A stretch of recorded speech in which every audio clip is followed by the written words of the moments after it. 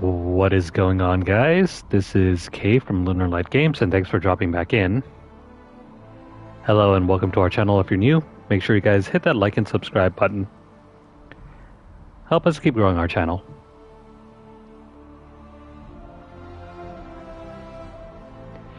Anywho, let me go ahead and get set up here. We are back again for another session of Dragon Age Inquisition. I was half debating whether we should get back on Borderlands 3, but you know what? I need to save my voice a little bit. If we were to play Borderlands 3, we'd probably be talking more than 75% of the time when we're playing. So, this I think is a better balance between having to speak and being able to sit back and just listen to the dialogue in the game. So let's go ahead and continue.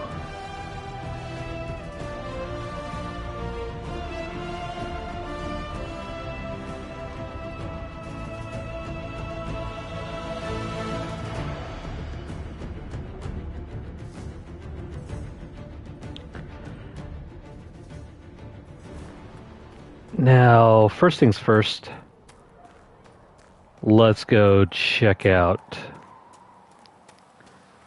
what's-his-face Cullen. We still have a bunch of war table missions that we want to get through, and they're not all done yet.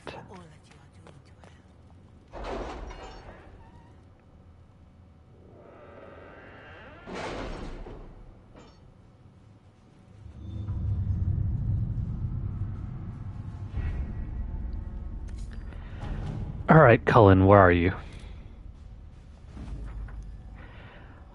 We found what we were looking for, an ancient vault all but buried in the thick vegetation at the heart of the island. No doubt untouched for over 1,000 years, the effort to open the vault without setting off traps was considerable, but what we found within was interesting. According to an agent named Rian, this was the retreat of one of the last of Andraste's disciples. A guardian who fled some manner of attack on the site of the sacred ashes. He expected reinforcement by other disciples who never returned, or never arrived. Whatever texts the man thought to preserve have mostly crumbled, but we recovered a number of other artifacts from the site. It is a significant find that will undoubtedly prove of great interest to Chantry scholars, even if it will take them years to sort through all the debris. Thank you for that.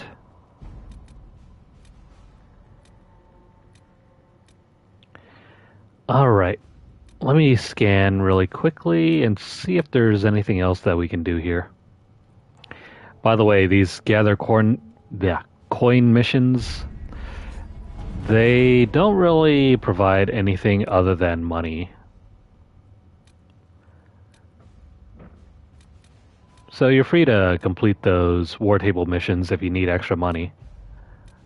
Otherwise, you can just skip them. There's no major drawback to that,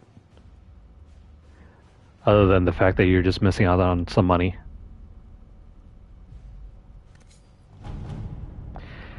Now, I forgot to mention this before, but this is a fairly accurate depiction of the in-game map, because in Dragon Age Origins, all you really had to worry about was this section of the map here. This is where Dragon Age Origins took place in.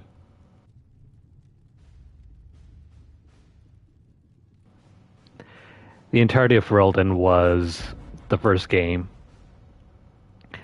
I don't think you ever got to explore the hinterlands as depicted here, though you did get to explore Redcliffe for a bit. Portions of Lake Calenhad, Orzammar, Denerim's all the way over here. The Brazilian forest, of course. And I don't see where the Kokari Wilds are at. Should have been somewhere down over here.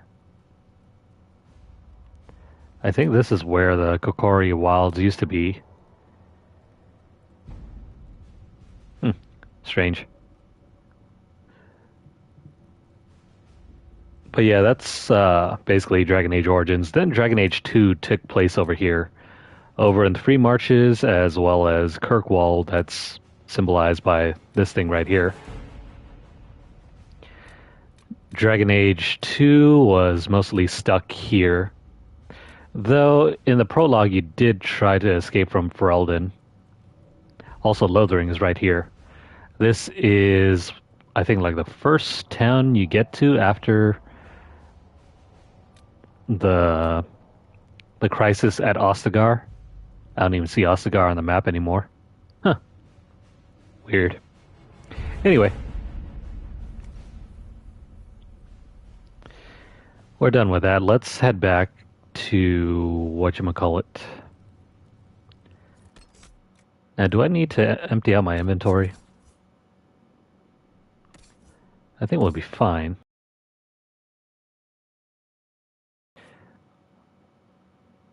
This thing's alright.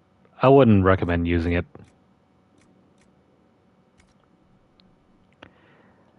Usually you want to stay above 50% HP.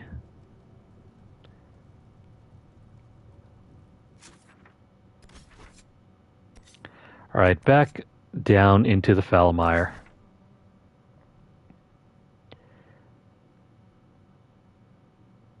Where are all the camps? Why no camps? Never mind. We'll go over here. Give me my main trio.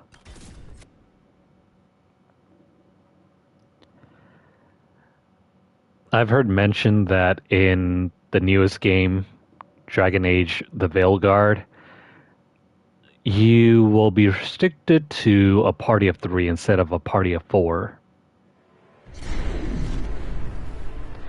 I wonder if that's due to balancing issues.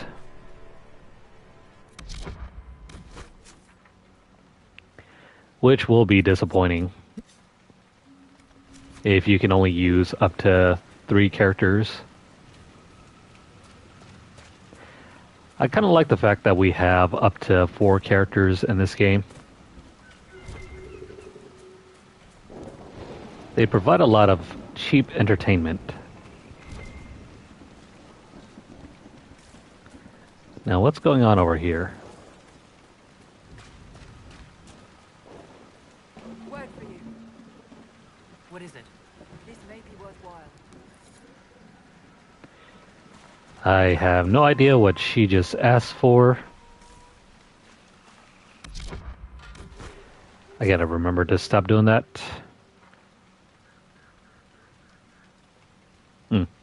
Maybe more collectibles down over here somewhere.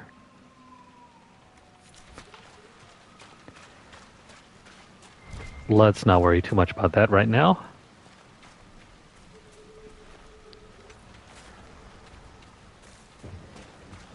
In every new location, you want to generally try your best to pick up as many materials as possible. They function as direct upgrades. Oh, damn. That was close. We'll come back to that big boy later. Right now, let's go over here.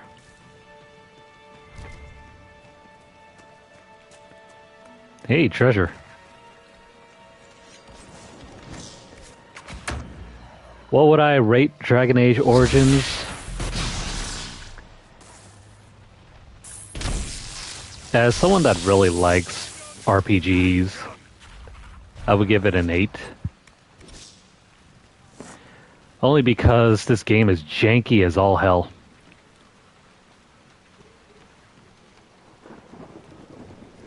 That's pretty much been true of Dragon Age for all of its history. The games are incredibly janky. Almost on the same level as, say, Skyrim or something.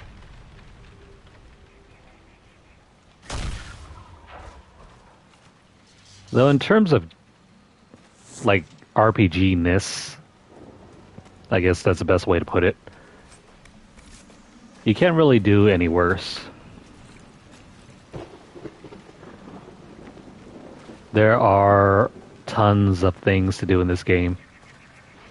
And there's a lot of character building. There are lots and lots of ways to make the characters into your own. So in that sense, this game would probably get a 10 in that regard. But the gameplay is just pure jank.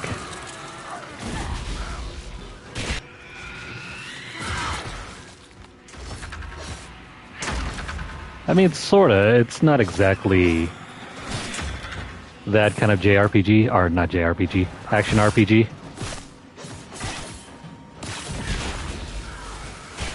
I kind of wish it was, even though they eventually changed the series into what it is now.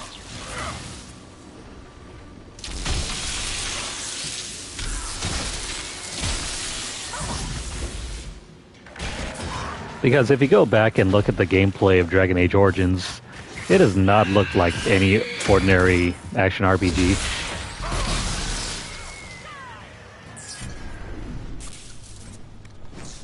If anything, it looked very bad to play, unless you were on PC.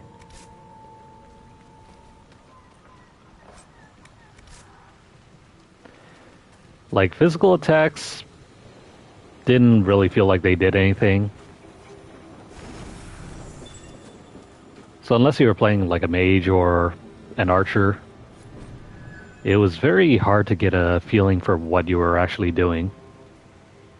Anyway, these particular Veilfire runes are completely impenetrable, but staring at them brings about the mental image of some kind of plant. And the impression it is somehow important, then it fades. Good for that.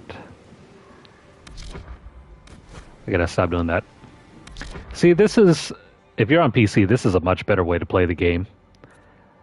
You can send your units out, place them at chokeholds, and advance the gameplay as you want.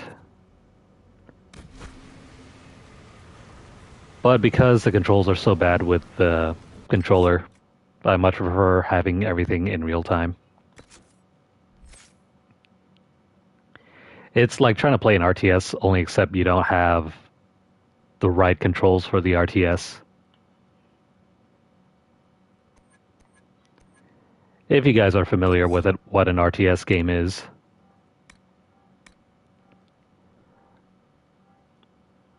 Which one do we pick?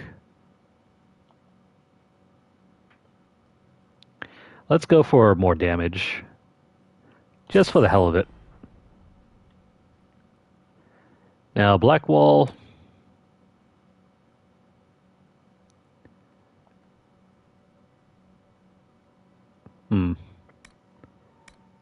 Which one?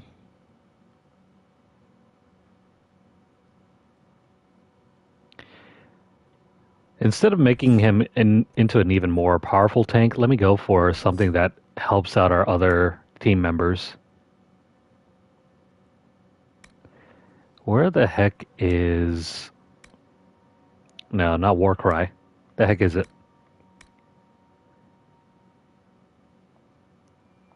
It's not Livid.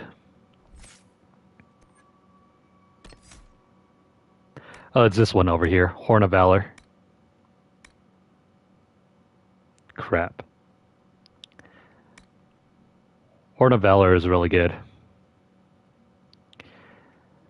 It's an easy buff to take, but never mind. Instead, how about we take something else? Challenge is somewhat useful, especially to get enemies off your back and onto Blackwall, which really is all that we need.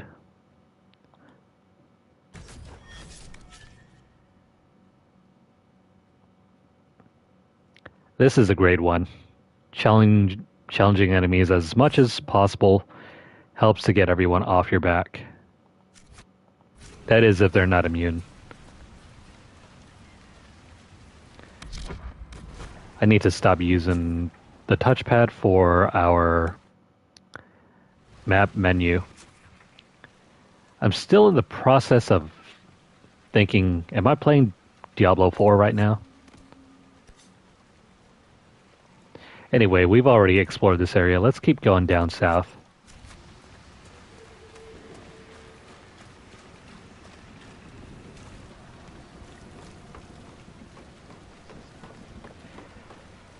It's funny. In Dragon Age Origins, all I ever did was stand back and let everyone do all the fighting.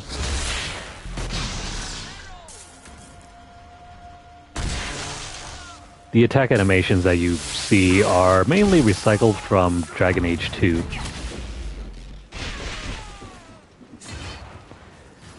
Crap, our spells are bouncing off.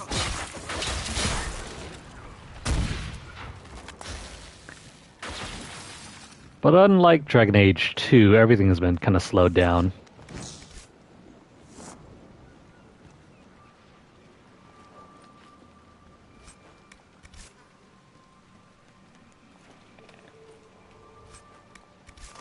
I mean, I've already got the platinum for this game, so I played through all the systems inside and out.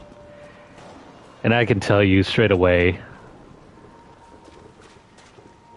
this is probably not the kind of game for everyone.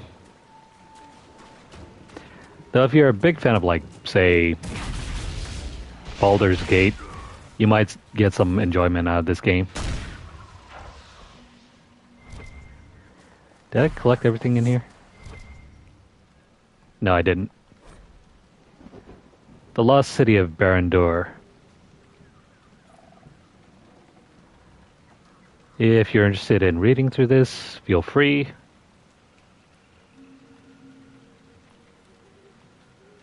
Oh, Baldur's Gate 2?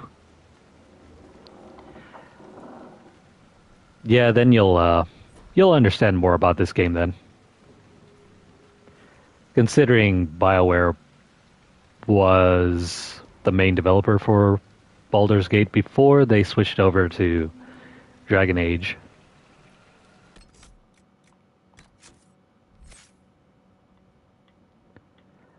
Alright, Solus, what do we want for you?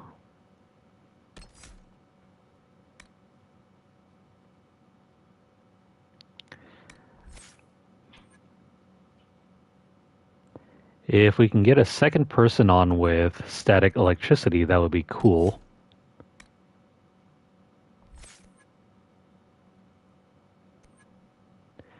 Or do we want him to help out with more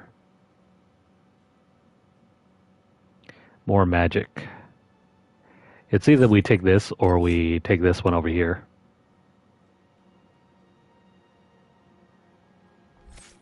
I think he'll be fine with what he has at the moment. For now, let's have him learn Winter Stillness. I hope he's not moving around too much. If he moves around, that kind of negates the purpose of Winter Stillness.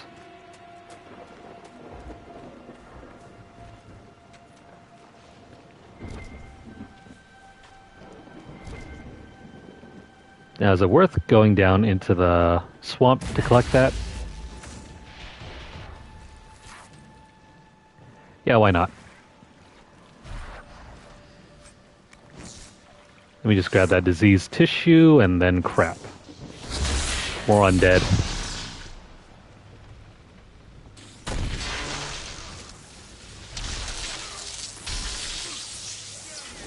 That worked out very well. There are still more undead enemies. More ghosts. Get out of here, dude.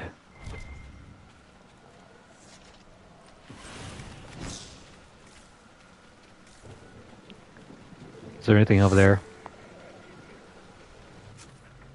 No, we've been there before. Remember, the water in the swamp is hot lava. The moment you touch it, more undead enemies will spawn in.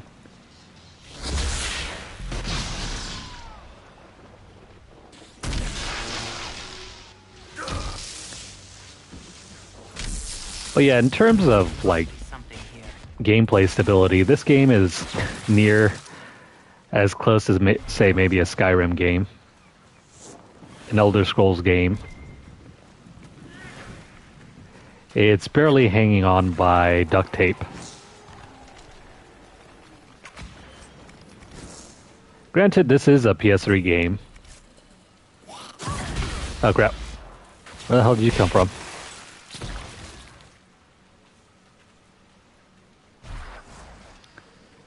So yeah, PS3 game that got ported over to PS4 when... I think this is 2014, so... probably not exactly launch, but... it's around there.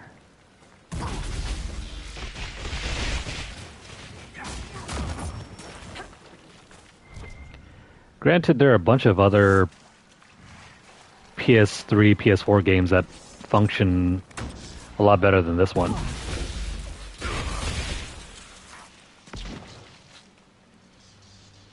Can I reach? Yeah, that works. This one, is he just gonna wander the darkness forever? Pretty much.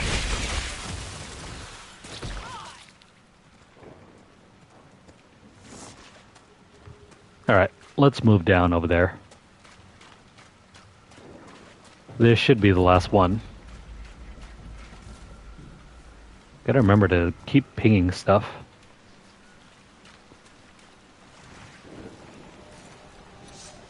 Yay, more dead bodies.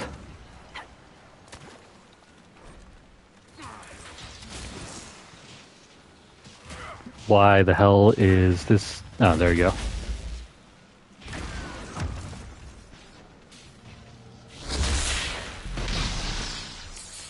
Not too bad.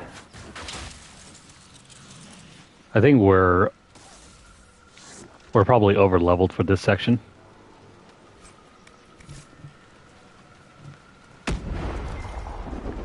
Well, that could have been us.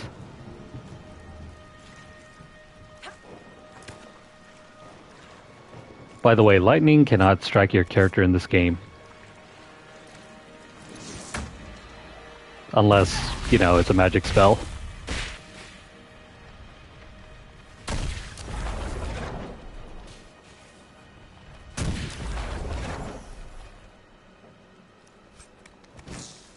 Incinerate is so good.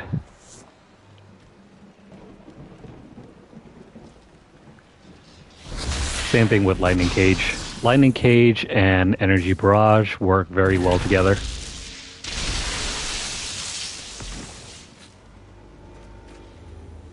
Every time you hit an enemy when they're trapped in the Lightning Cage, we'll throw another bolt right against them. It's basically a 2-for-1.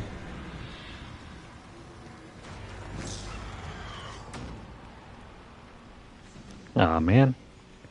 Can I get my cooldown? There we go. Let's trap them in here. That did not trap him.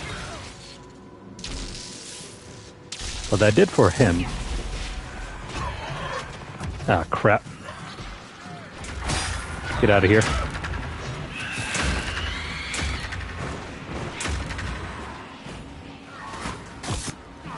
Well, that hurt.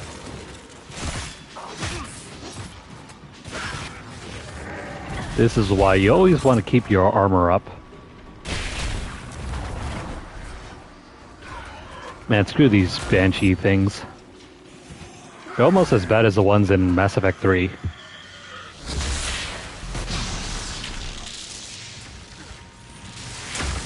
Both of which are prone to knocking your characters down.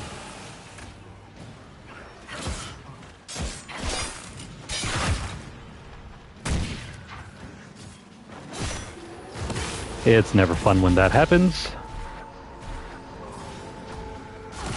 Get out of the way.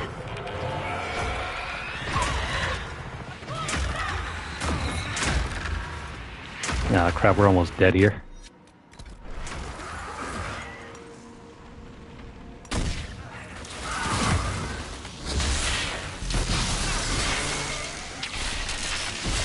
This is why you always want to be sort of over-leveled for the game. You never know when you're going to face off against banshees. We have a path free of corpses back to the shore. Sound strategy. Banshees are absolutely a menace.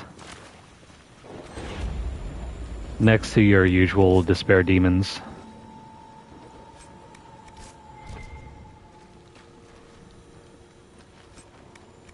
But thank goodness we haven't really encountered revenants often. Those will be even worse. But thankfully those are melee characters, so you can trap them with lightning cage. This ought to be the last one. These unreadable runes evoke, for a moment, a sudden and overpowering feeling of smug and vengeful triumph. As though a difficult problem has been solved, there is an image of a bottled elixir, and then it fades. A cipher written in the last pages of apostate Widriss's journal corresponds to the Veilfire writing found in the Falomire. The deciphered messages are notes that, when taken together, form instructions on how to concoct a particularly dangerous poison. I think we already have that poison recipe.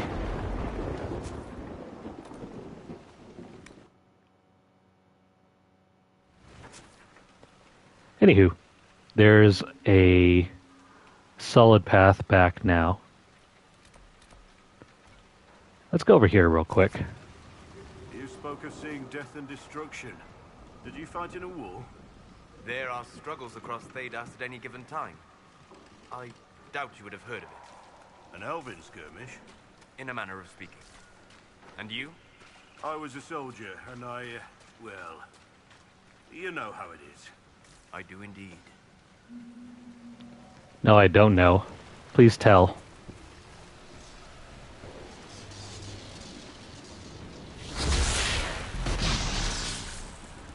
Nah, never mind. He's never gonna tell.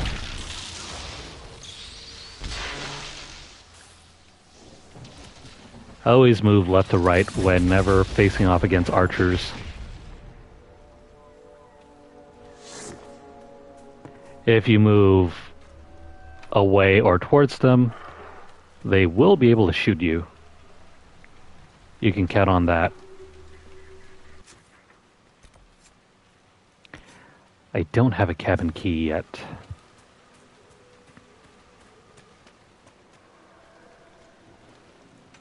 We're gonna have to find that thing.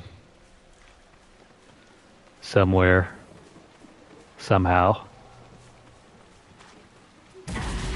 In this deadliest of swamps.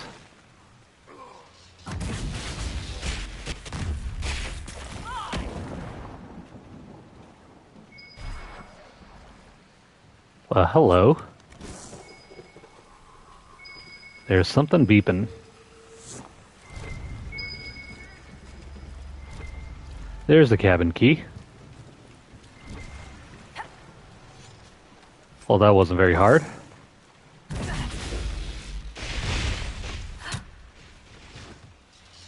Well, someone hit us with their arrow. How lucky for it.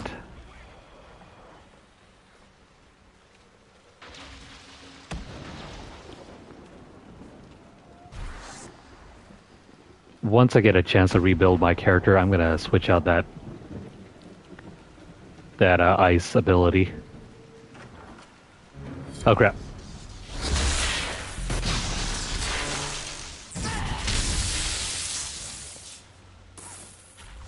Well, that didn't take very much. There's a waterlogged diary. A diary found in the Falomire. One water-soaked entry dated 10 days ago is still legible. The damned roof leaks. Gee, what gave you that impression? And I've been eating boiled roots for a week. I'm squatting in a bog no one so much as spit in for 10 years. Still better than the alienage. The alienage, I don't know if I ever got around to explaining, is a sort of ghetto for the elves. Think the dirty, the poor, the bad part of town. Anyway, they got Andraste. That's the last time I visit the city for a while. I'm still worried about the gardeners. They weren't sick when I left, and now they're all down with a fever, and their little boy's at death's door. Nigel Marsh said we should lock them in their home, the sour codger. Maybe I can bring something to help. Is it deathroot that cures a fever, or elfroot? It can't be deathroot, can it? Ask Gyro which is right. I don't know. With a name like deathroot, it sounds like the cure for everything.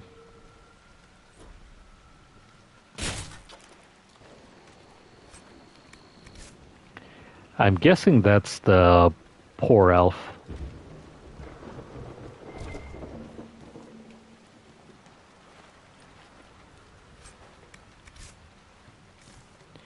Anyway, we're done here.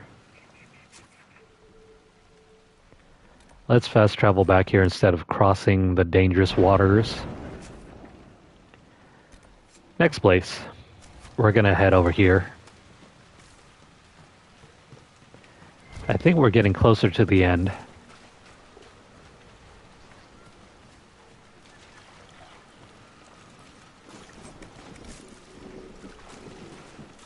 Back, bros, back to the water.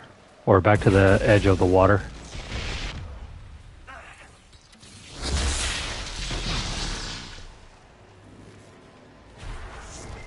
And it was nice knowing you.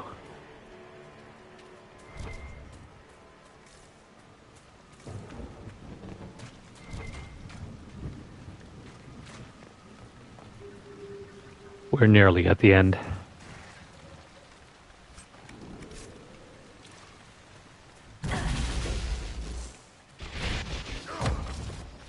The castle in the distance is where we're headed.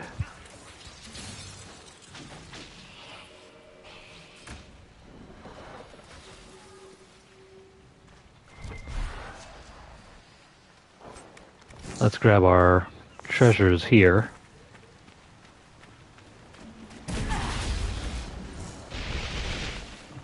Always keep an eye out for research materials.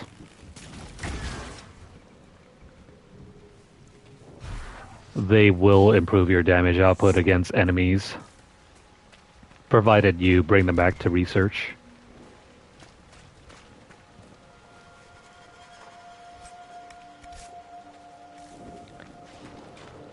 You're going to be fighting a lot of the same enemies throughout the game, so don't discount any research.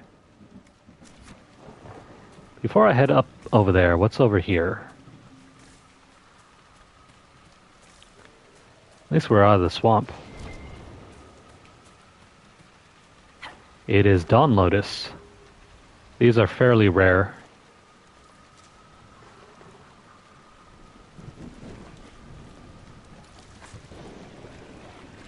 No dead bodies here. Weird.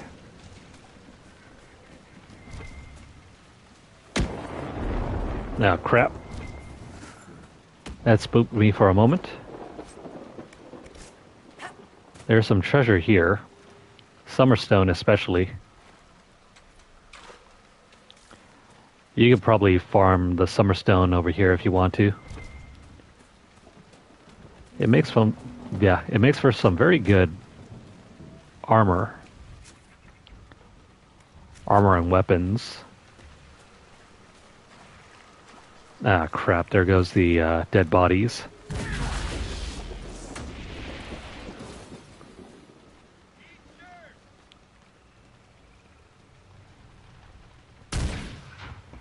Kinda wish we had our range skills here. You know what, that's fine. What's going on over here?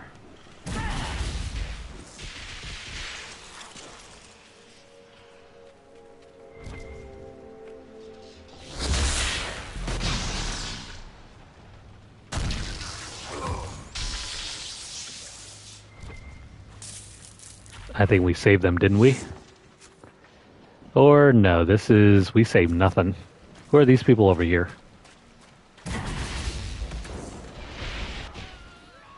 Well, they're no friends of ours.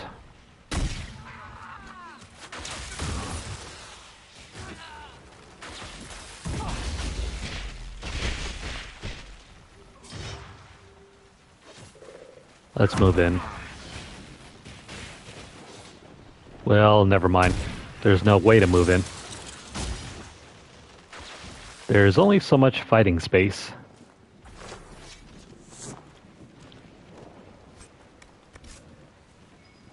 Probably also another good thing to point out. Yes, your AI characters can also get in the way sometimes.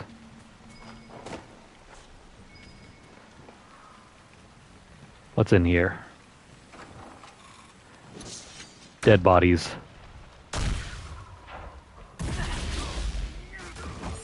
And yeah, if you're fighting indoors, projectiles will not work.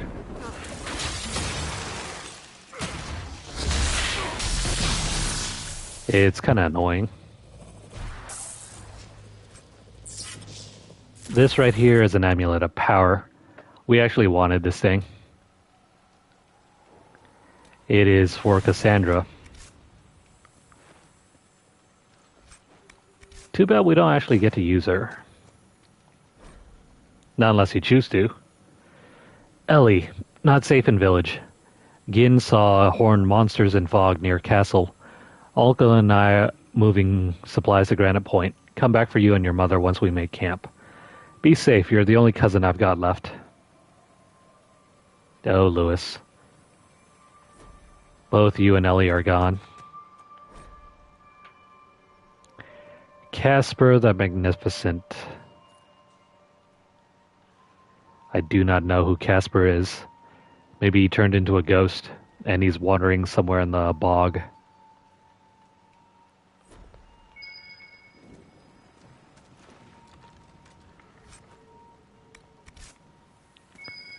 Got some decent loot.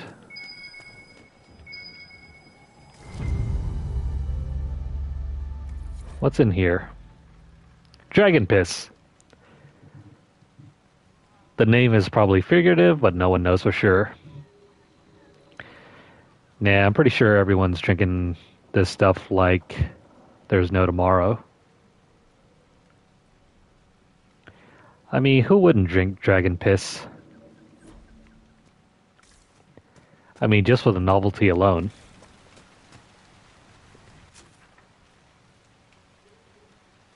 It's likely a joke, but just in case,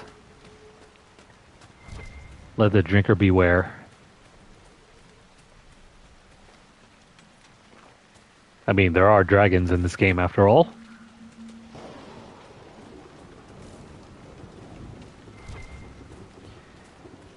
Do we have anyone that would like to test it out? No idea. Hang on.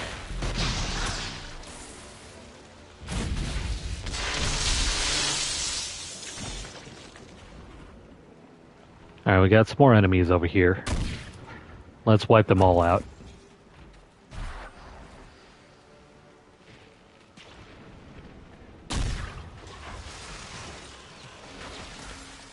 That did not freeze the ghost.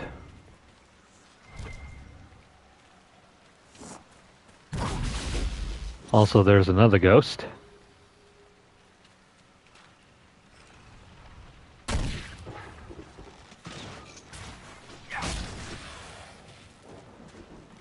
See you later.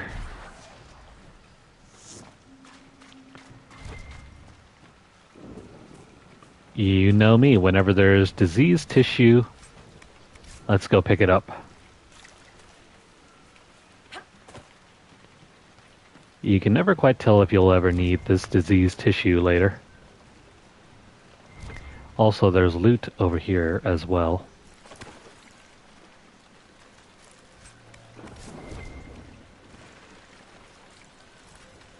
Gimme, gimme. More Ferelden tomes.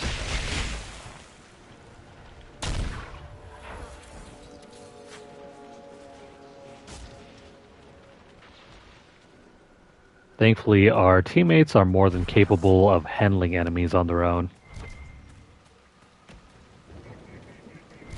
It would suck immensely if we had to babysit everyone.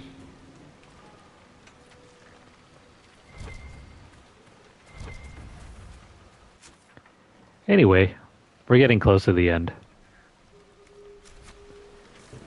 There's only so much more left to explore. That's great news for us because then we can finally start on the next region.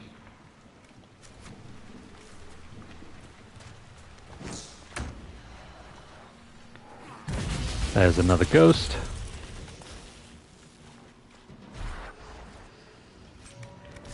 Alright, from this point forward on, there are no more ghosts. It's all about... Don't waste time on them. Head for the castle. Yeah, you heard that right. Or, you know, we're gonna trap every single one of them and destroy them all.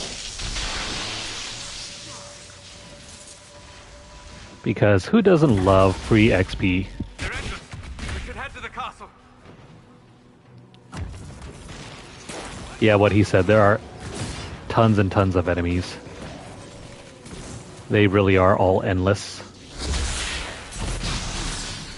The more you kill, the more they come. Oh crap. We should head to the castle. Let's go.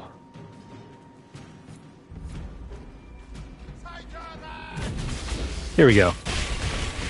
This is where they won't endlessly spawn. I just hope everyone's on their way.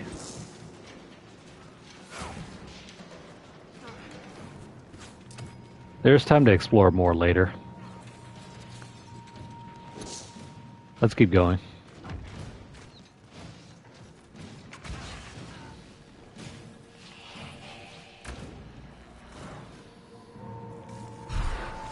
Just keep it moving.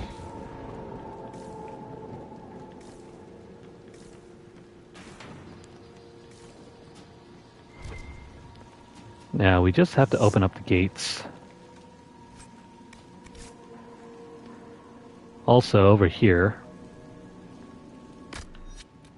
whenever you see a free supply cache, down all your potions before using it. That way, when you do use the supply cache, you get a free refill of everything. See that?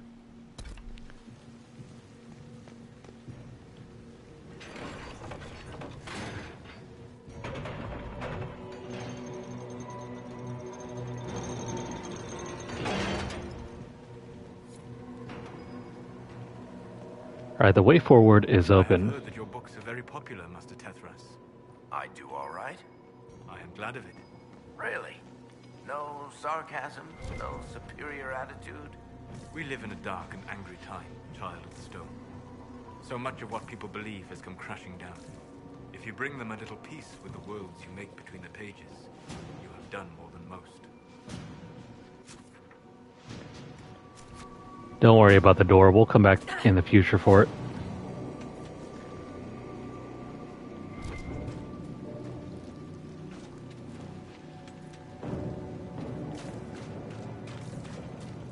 And we just have to make our way up.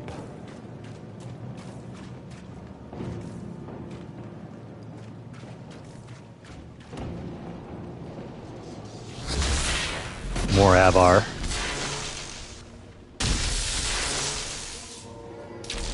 The more they try to run, the more they secure their fate.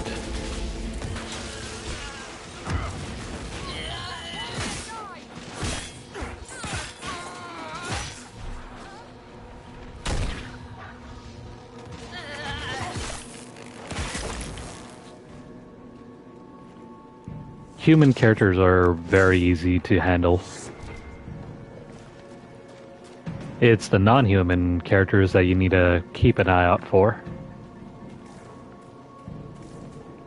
Darkspawn, for example, Kunari as well.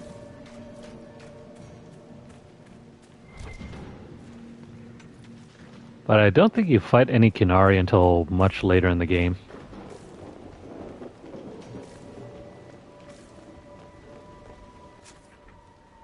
And we finally made it to the end. By the way, where the heck are the other... I don't see any other treasures around here. Herald of Andraste! Face me! I am the hand of God himself!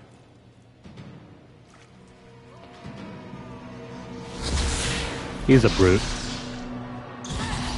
Leave him for last. Or just let Blackwall handle it.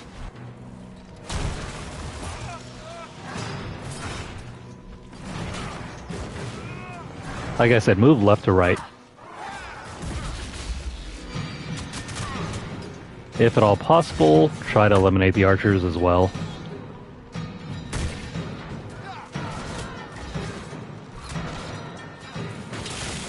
Or, you know, just rely on your barriers. That always works.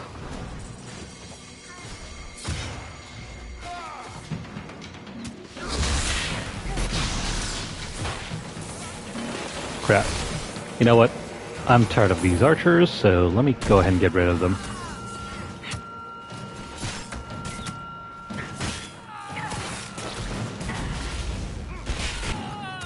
Get out of here.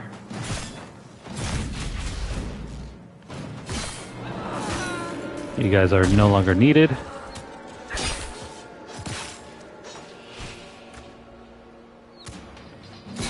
I hope the other characters are doing alright. Oh, never mind. They already took care of him.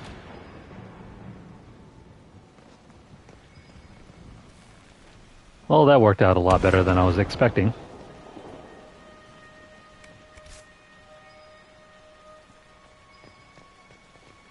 Now, what else to check out here?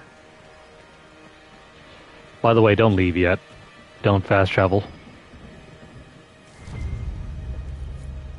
Excellent. There's that. If you decide to fast travel out of here before meeting up with that one other Avar, you lose out on recruiting him.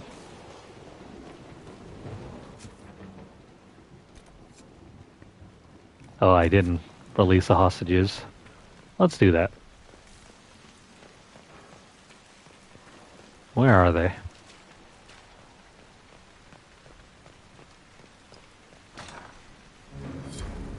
Herald of Andraste. I dealt with the Avar. Is everyone all right? Yes, your worship. The injured need some rest, but we can return on our own. I can't believe the Herald came for us. I told you she'd come.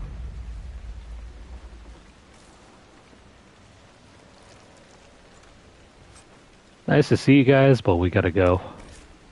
Ah, crap. Hang on. I guess I need to drop some stuff.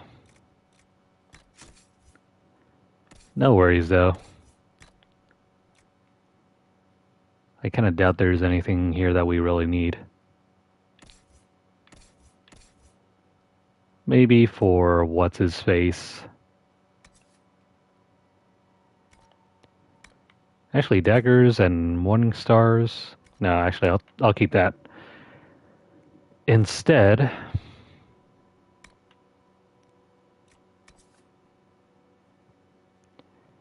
this thing is weaker, while also having nothing good. This is a copy. Let's destroy that.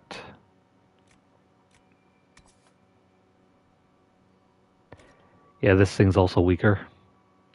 Sadly, you can't just drop it. You gotta destroy everything.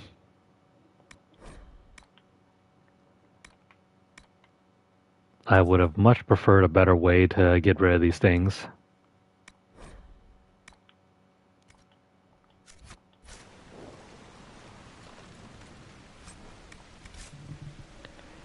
Anyway, that is everything in our inventory.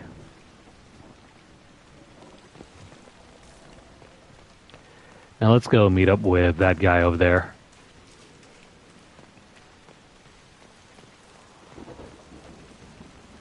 Your god looks after you, Herald. There lies the brat. His father, chief of our holding, would duel me for the loss if he cared enough. Don't say goodbye. Instead, ask him to join. The Inquisition has a purpose your chief lacks. Join me. Help us stop the breach. Is this why the Lady of the Skies led me here? To help heal the wounds in her skin? Aye, I'll join you. Let me make peace with my kin and I'll find where you set your flag.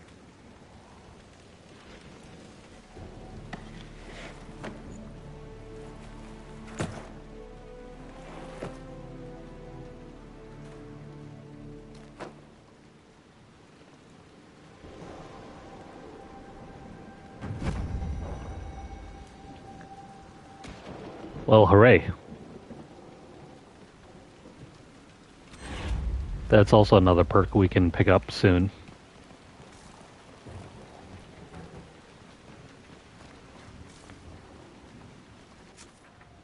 Now, outside of that, I think we have finished everything there is to do here.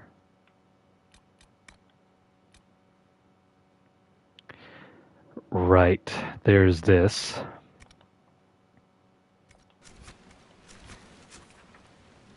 There's also this thing as well, but we won't be able to access it without that perk.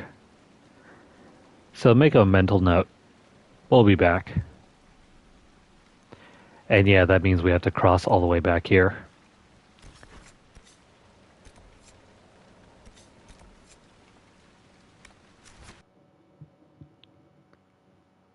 But that was cool. Got everything done there.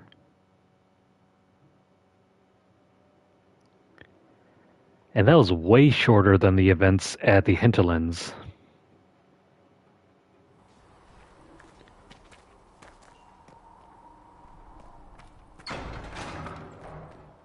I prefer the smaller regions over the big, drastically huge regions. There's absolutely no reason why they have to be that big.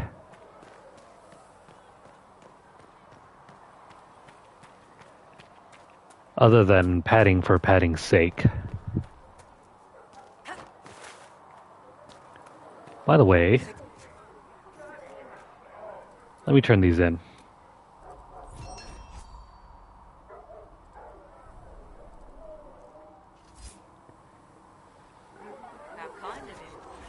Don't worry about the items, they're not really items.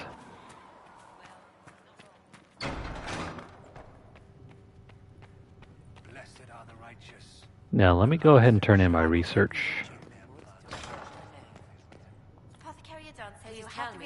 Oh, I guess I don't even have anything. Funny that.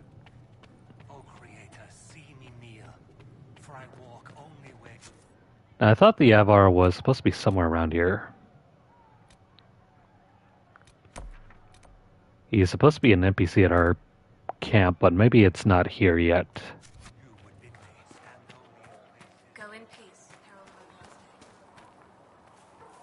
A lot of the agents that you can recruit don't show up until your second base.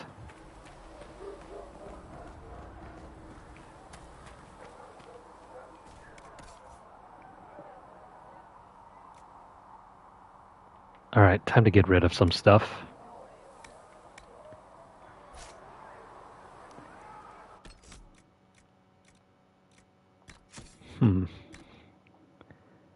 Now, regarding our tools...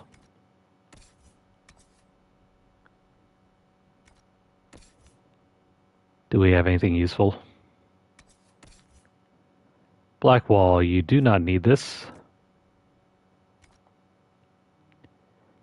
Maybe we'll take out the parts, but the weapon itself is nothing helpful. The Gift of the Mountain Father. This is unique. It's great if you throw it on the Iron Bull, otherwise just ignore it.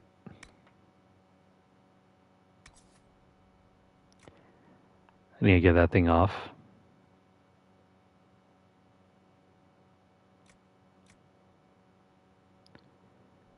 As for this staff, we don't need it anymore, so let's sell it.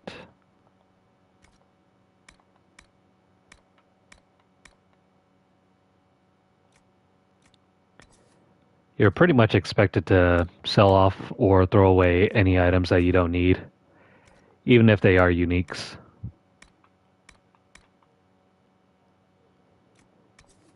I guess if you're a completionist, you can just hold on to everything. I don't see any point to doing that, though.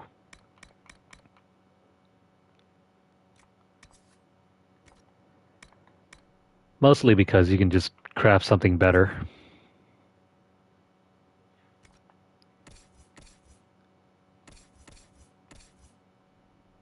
Let's see, this battle armor.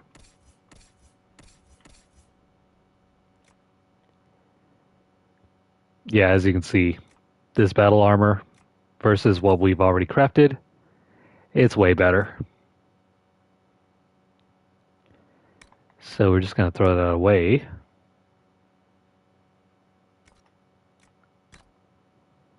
And our accessories, don't use any of these yet.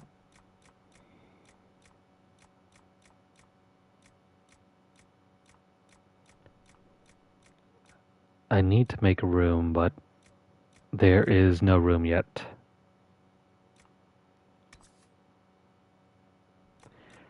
Also, the resistance belts, you'll get better ones later.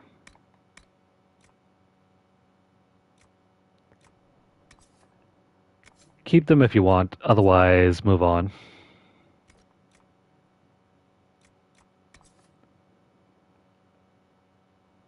Also, I never found much of a use for the Life Ward amulets because these things will break upon use. It's just better to keep your units alive rather than relying on them.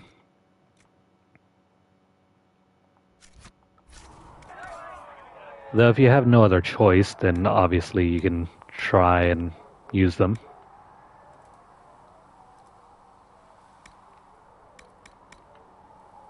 Perhaps if you're trying to go for a run where you're trying to push through as fast as possible.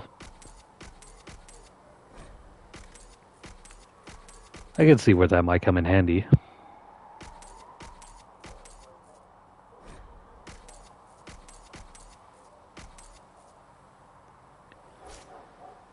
Alright, we kept hold of like 3 different items, but let me go ahead and look around. Maybe I can break these things off and sell the core components.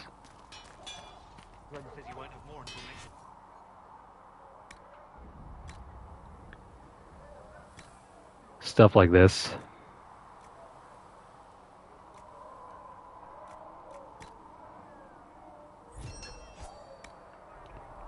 I mean, it's not like a 100% thing that you have to keep them.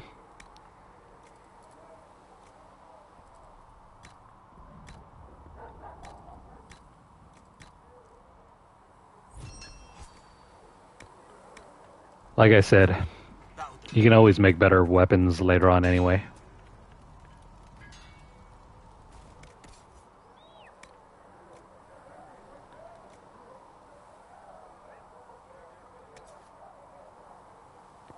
I was not planning on selling that, but this thing can go. Same thing with this one, and that one.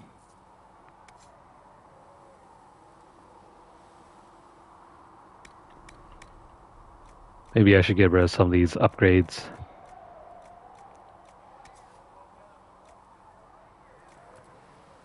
Magic defense I don't think is necessary. You're mainly looking at the stat upgrades.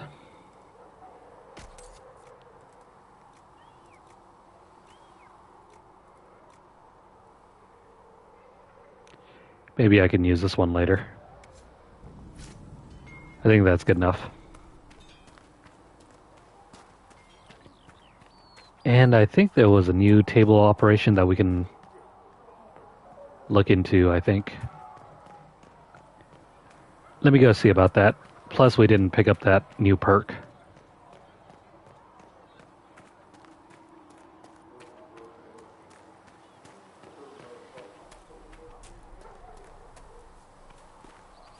Walk in peace. It takes forever to run from side to side. Power over the very fade itself.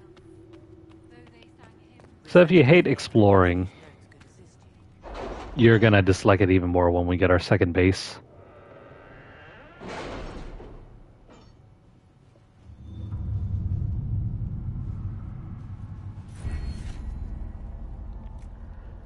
Alright, new perk.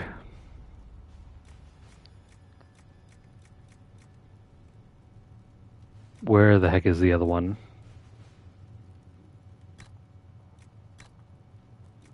Here we go. Deft hand and fine tools. Pick up this one so that you can start unlocking all. You can't open them up, and it is annoying.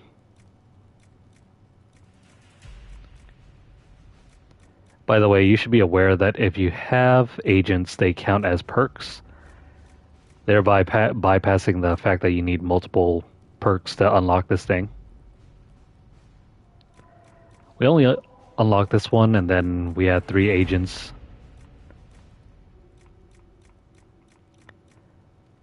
So that'll allow us to pick up this one.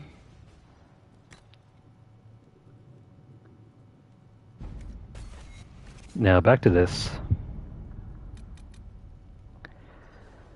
Secure a route through the Frostbacks. We explored the Fellamire after you cleared the place out. I've stumbled on an old road that leads west to the Frostbacks. If it's cleaned up, you could use it to shave weeks off a journey through the mountains. I'd rather be wet than freezing. And that's what you said.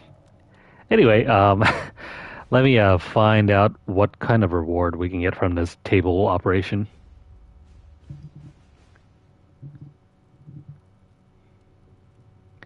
I want to get the best outcome possible for every single one of these, so...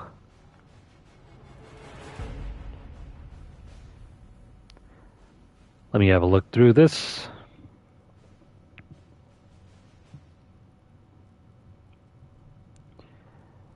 The rewards.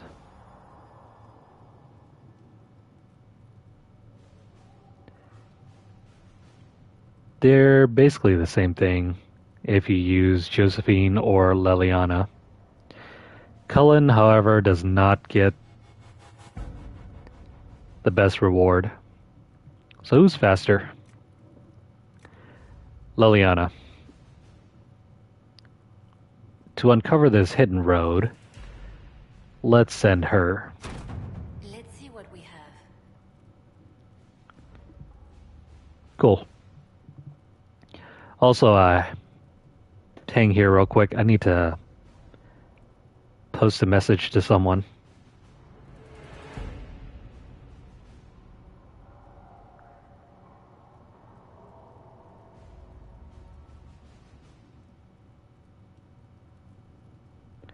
Do. I just gotta send something on Twitter real quick, and then we'll get back to it.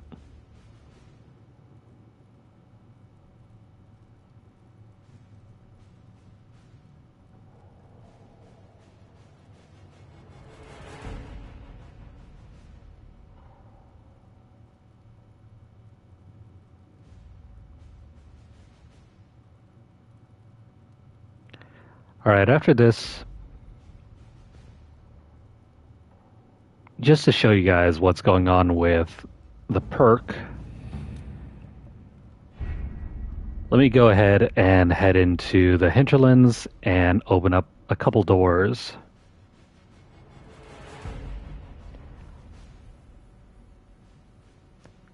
These are readily accessible.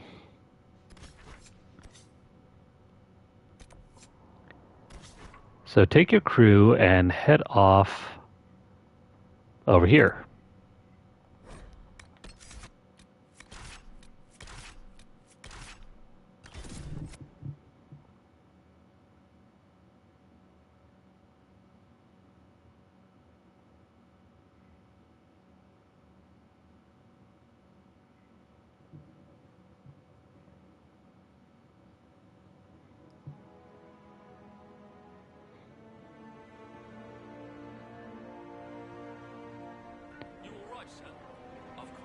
Alright, one of the huts here should have a locked doorway like this one over here.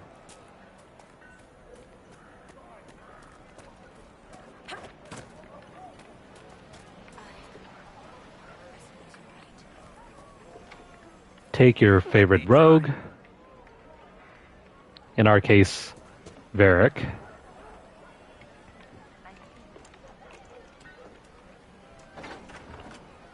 And voila.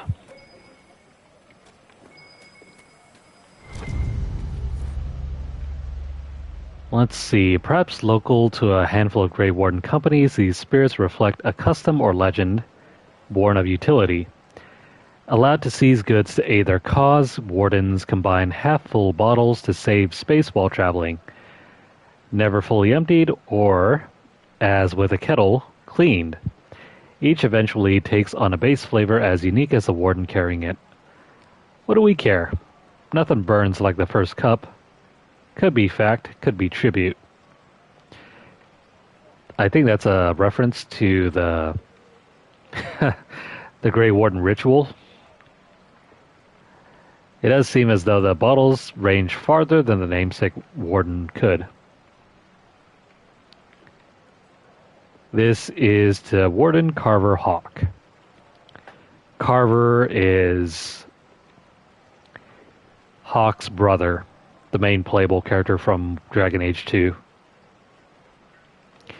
Funny story that, depending on which gender you choose as your Hawk, you have two siblings. One of each can... actually, no, I take that back. It's not the gender, it's your... I think it's supposed to be your class. Depending on which class you take... Or am I misremembering this?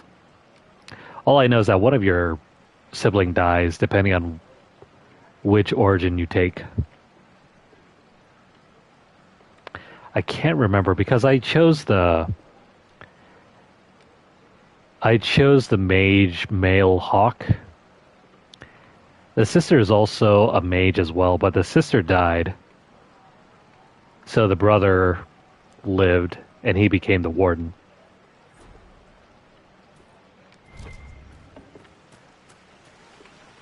I think the opposite is true if you decide to take an ordinary Hawk instead of a mage. But it's been so long that I don't really remember very well.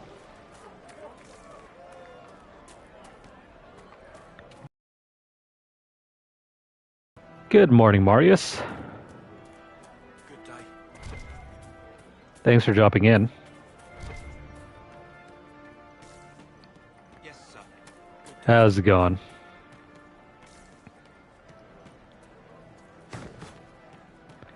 Now, where's the door?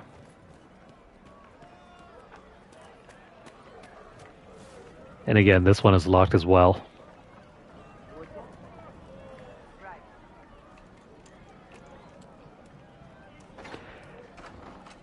This used to be even worse in Dragon Age Origins, because the perk that you needed to unlock specific doorways was hidden behind the leveling system. Lyrium. Lyrium is the king of metals. Beneath our feet it sings. When properly refined, it is a smooth, slightly iridescent, silvery liquid. In the hands of the dwarven smith cast, it is mixed with steel to produce indestructible armor and blades that hold an edge for centuries. It's basically a mithril from the Lord of the Rings. In the hands of the Shaperate, it becomes a repository for living memories. Some scholars maintain that this is evidence that lyrium is itself alive. It finds its most lucrative in its application. Oh wait, let me read that again. It finds its most lucrative its application in the hands of the Formari, who use it in conjunction with baser metals like gold, silverite, iridium, or even iron to produce enchantments. Although mages of course consume it in a diluted form to bolster their abilities, This is not recommended. That is true. In fact, it plays into one of our Inquisition members' story. Anyway, overindulgence in lyrium can have disastrous consequences, particularly in more concentrated amounts. It is not advisable, for instance, that any reader handle raw lyrium, which in many cases can kill on contact. In the right hands, it can be a very useful metal. In the wrong hands, it's basically poison. Sweet. Fade touch obsidian.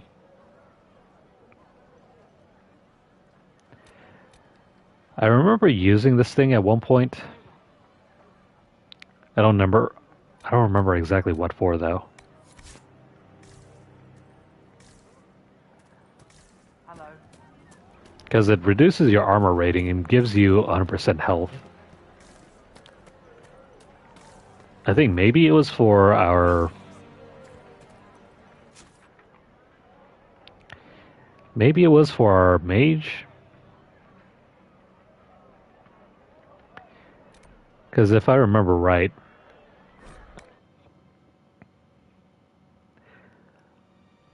On a mage like ours that uses the Knight Enchanter class,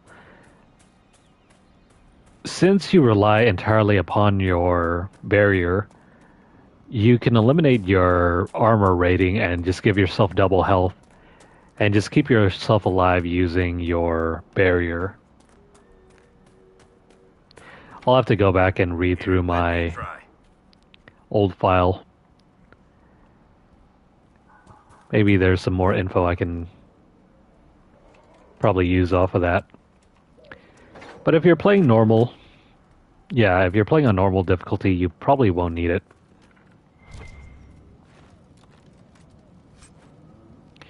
Anyway, there's some heavy warden armor. Perfect for one particular character.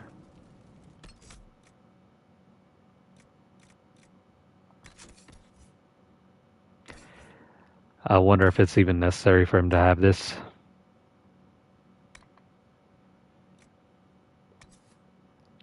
Not really. I mean, it looks cool. He is supposed to be a Grey Warden after all.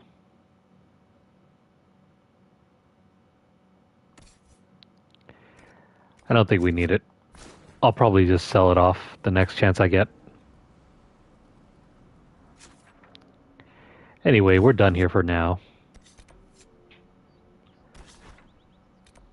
Let's go back to the Falamire, and there's something here that I did not discover. I wonder where it is. Well, anyway, we gotta go over here. Maybe I'll check out in this area. Don't worry about the requisition officer. It's not important. Let's go open this thing real quick and then maybe I'll look at a map.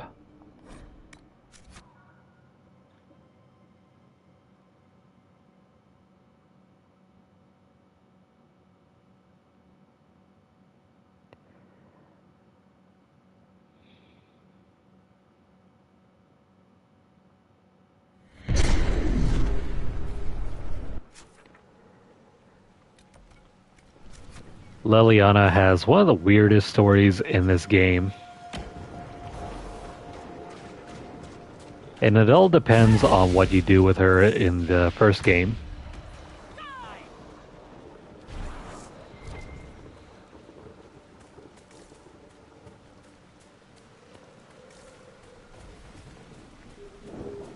I don't want to give any spoilers, but she can very well be a very creepy character.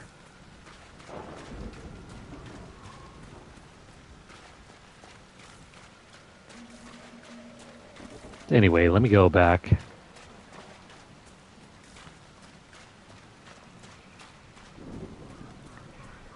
And it's funny because none of the other party members from the first game are nearly as bad as that.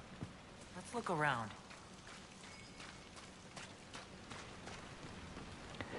Not Morrigan. Not Wynn, or whatever her name is. Not even Shale.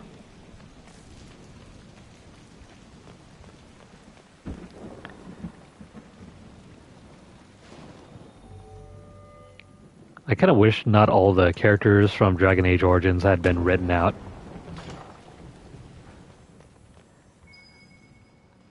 Aside from what's-his-face, everybody's already gone.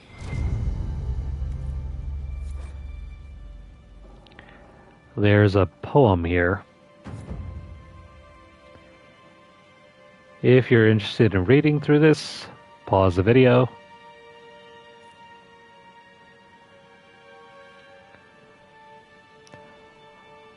Although in the first game they did leave a couple Wardens is fascinating.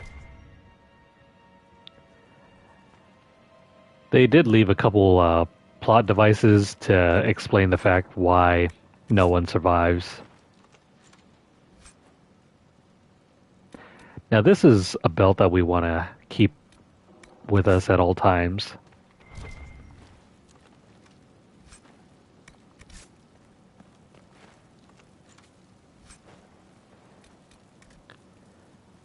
This thing might be good for what's-his-face.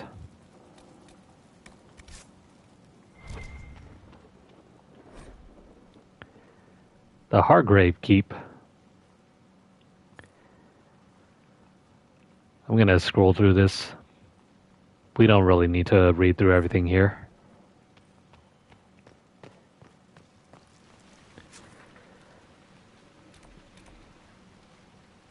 Didn't we just unlock this door? It's still showing up as locked. I would say ignore it.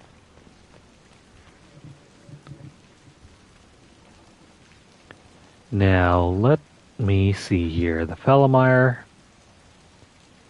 Where is that other point of interest?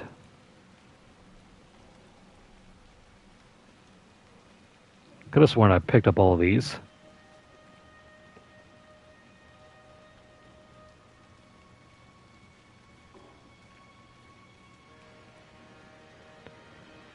Do.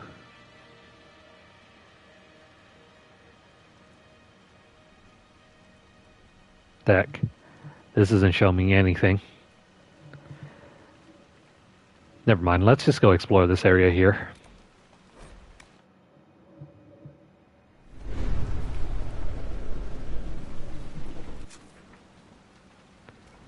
Right about there.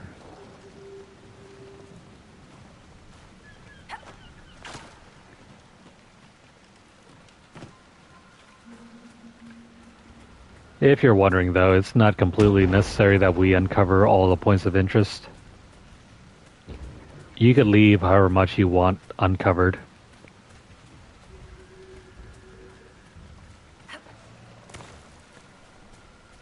It's not going to make a difference at the end of the game.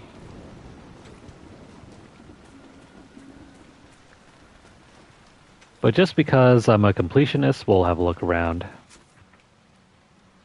Yeah, there's nothing here. What about this thing? There is one lonely windmill, which we can claim. There we go. This sturdy windmill appears old but well kept.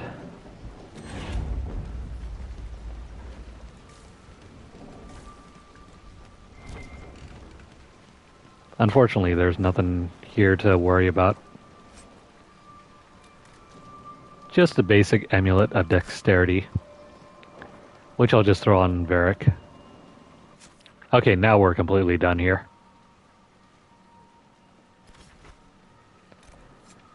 Let me go clean up and then we'll go explore the Storm Coast.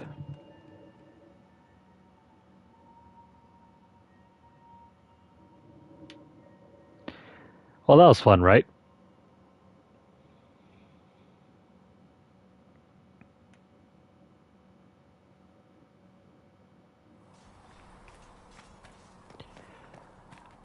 We no longer need to return to the Falamire. That place is completed 100%.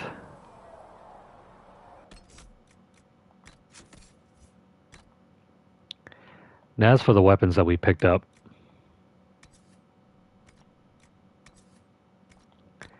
This is trash. As for Solus,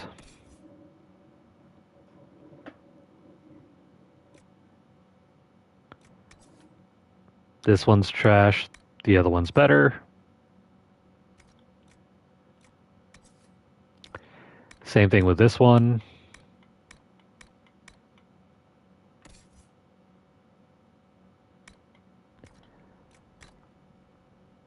As for our armor,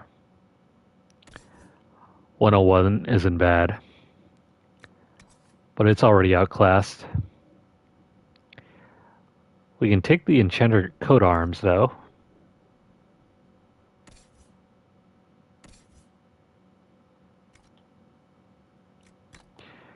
And as far as accessories go,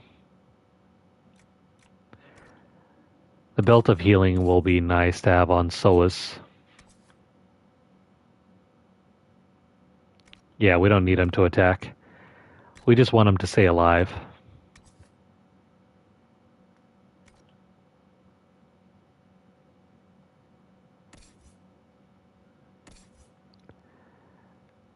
What about Blackwall?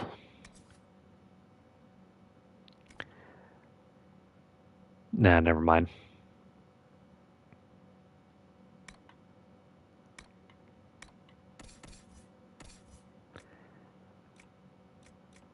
Eventually, we're going to want to start selling off some of these. Like this one here. Since we have the superior one, I'm going to sell off the ordinary one.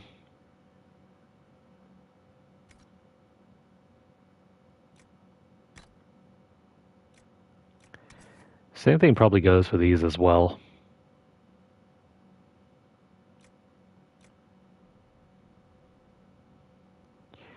Anything that doesn't improve our stats or crit power, I'm going to go ahead and sell off.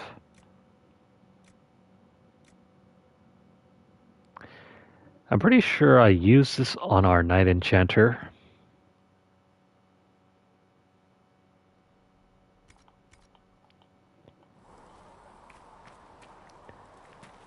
I'll have to double check later.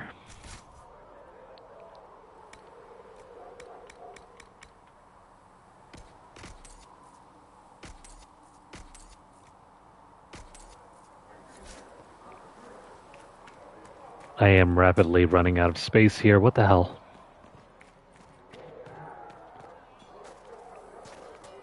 Probably gonna have to start selling even more junk. Smithing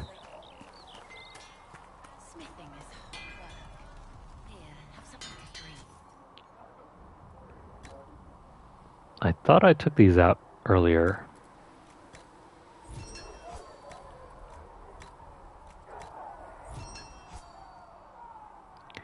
You know what, now that I think about it, probably don't need that.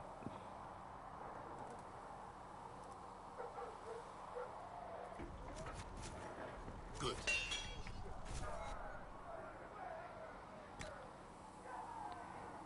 This gives us more magic defense. There isn't anything else that we can use, I guess. I'll just have to stay on.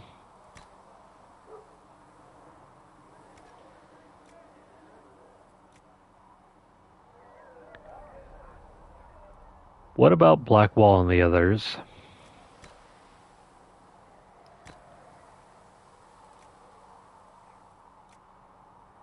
This gives better constitution versus maximum health.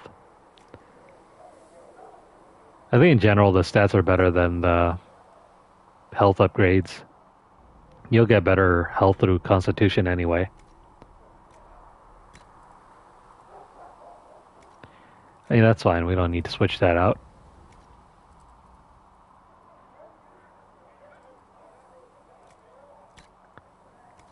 Nothing there.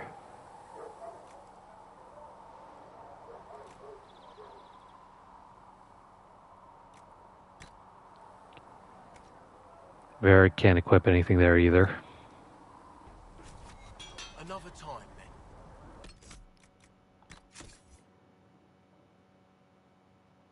then. Oh, right, this armor. Let's go ahead and sell this thing.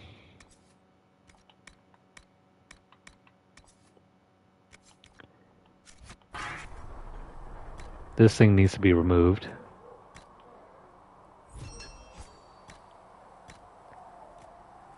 Ah, here we go. Let's throw that on here. Now I can get rid of this thing.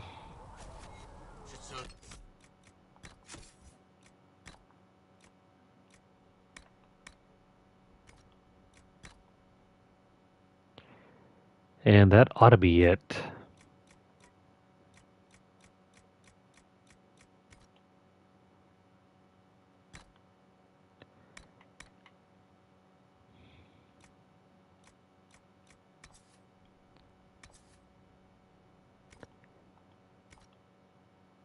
Yeah, I think that's good. Let's go ahead and sell some stuff.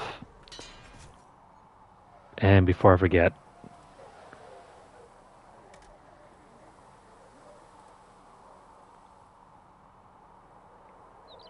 Blackwall. Can't use anything here.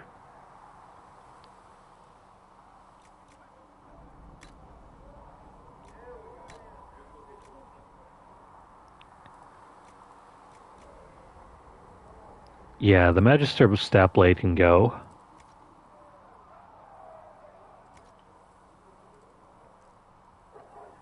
And Varric.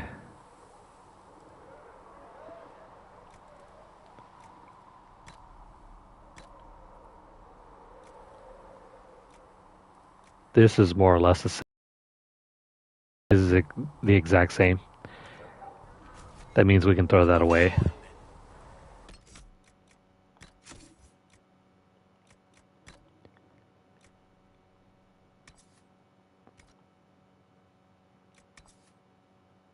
Where are we?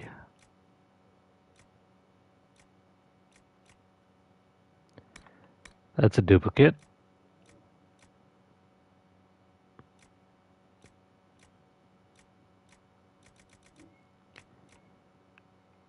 Now, where is that other thing?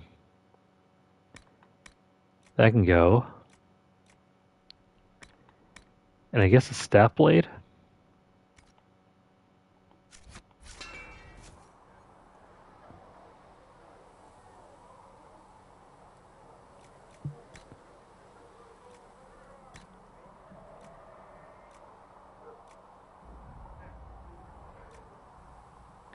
Yeah, the Magister's staff blade can be sold off. Alright, we're done checking out our inventory. Let's head over to the Storm Coast now.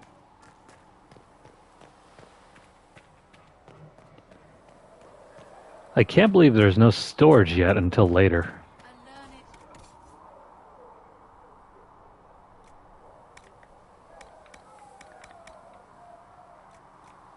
The devs expect you to just throw everything away. Either throw everything away or sell it.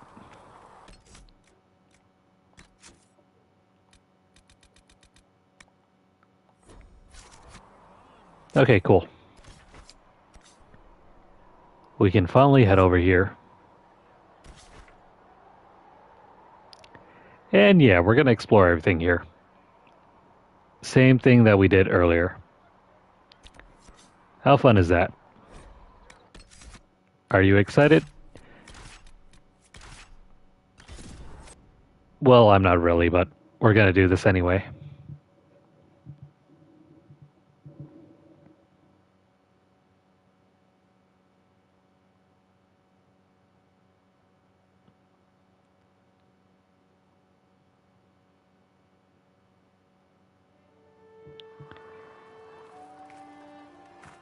As far as I know, this area is going to be a piece of cake.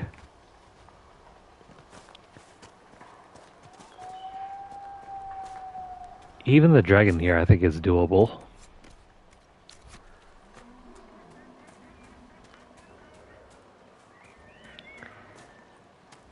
We'll have to see. Waking sea. Somewhere across all that water is Kirkwall. It's been a while since I was at sea. Traveling to Haven must have been quite the journey. Between Cassandra's friendly company and Cullen's feelings on sea travel, it was great.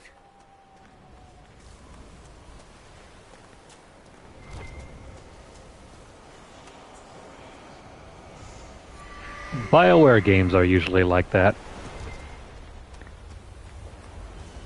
They're fun to watch, but when they're available to play, they are janky as hell. Somehow it comes across even worse than Skyrim, and Skyrim itself is already janky enough.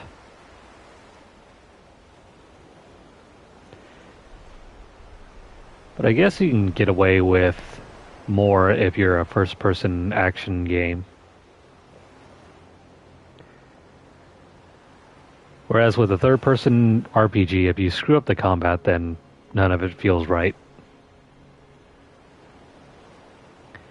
I mean, after all, if the first-person RPG aspects suck, then you can always resort to playing it as a third-person RPG. Or, barring that, a first-person shooter.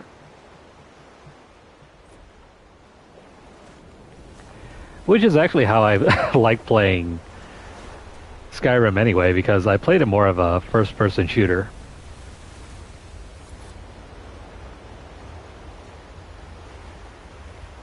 The Cune. I don't know if I want to read through this, but if you guys are interested in what the Cune is, feel free to pause.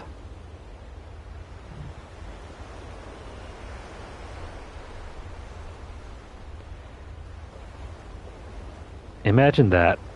Getting tired of playing Skyrim as an RPG and playing it as a first-person shooter. I mean, it is possible after all. Just make a bow wielder, an archer.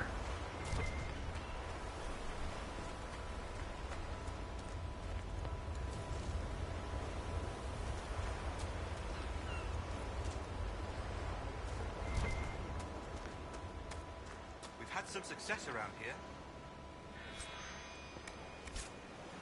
Random loot. Thank you for that.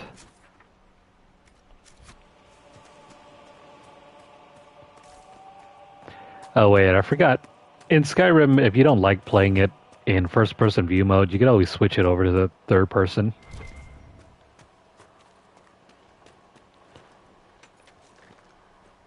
I don't think the gameplay gets any better for switching over, though.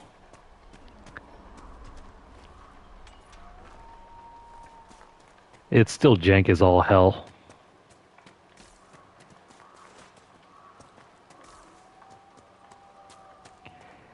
It doesn't even feel like your character's feet are actually on the ground. Instead, it feels like you're always sliding upwards or from side to side.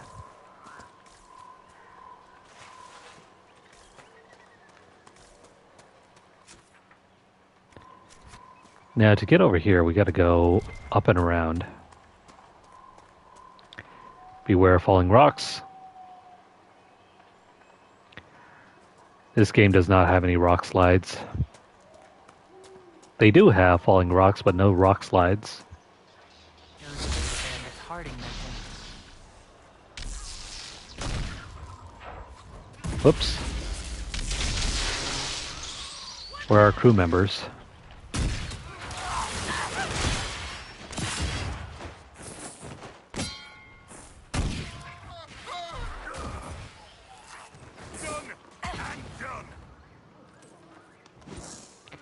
Oh, I forgot. We leveled up. What's our next skill point?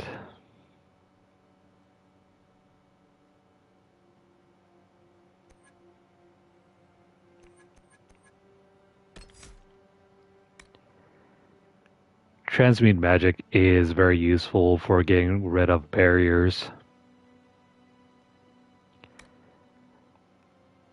Useful towards the middle of the game, not so much during the beginning.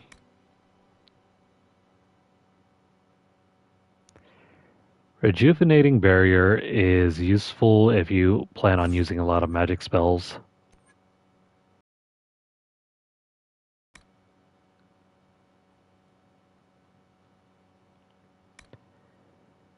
Chaotic focus is not recommended.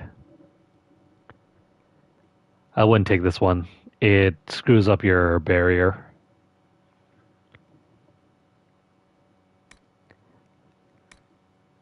That one is not recommended.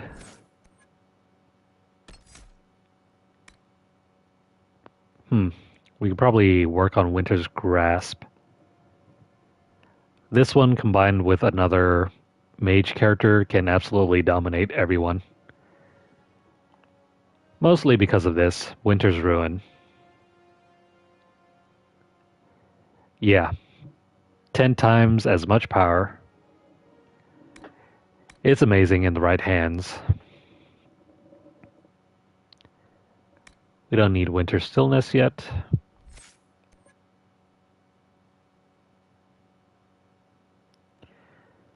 I haven't played any close range battles yet, so I don't know if I should go down this route or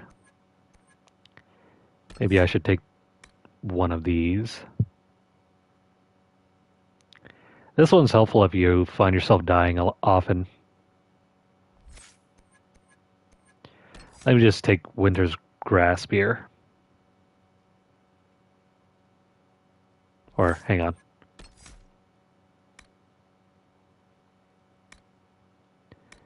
Oh, I just realized I never took this one over here.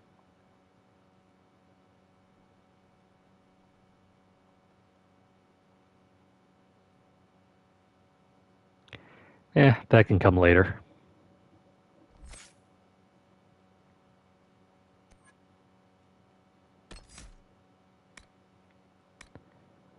Let's grab this one.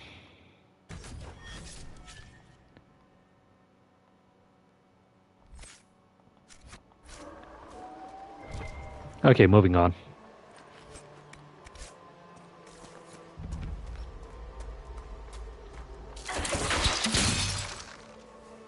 I think we just pissed him off.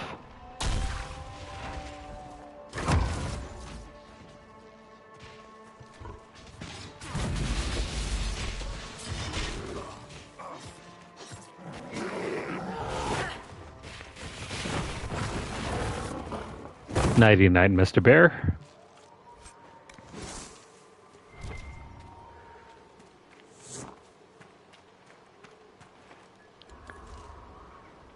I wasn't kidding when there wasn't much of a choice between the Storm Coast and the Falamire. It's either wet and bright or wet and dark.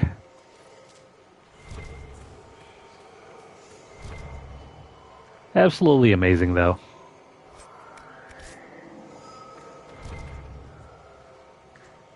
There really is the barest of illusion of truth.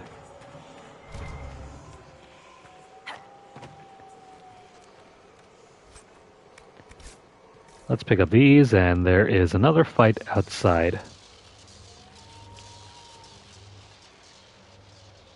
Can I hit both of these? Yeah, just about.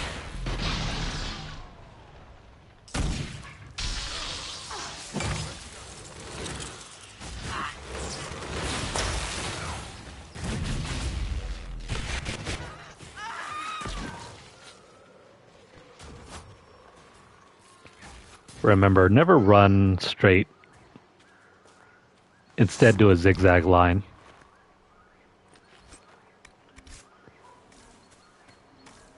Velveteen is pretty good. I can't remember exactly what gives us the Hidden Blades attack.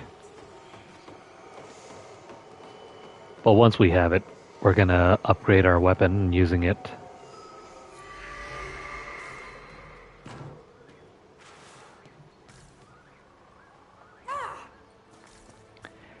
Yes, fall damage sucks. It does hurt.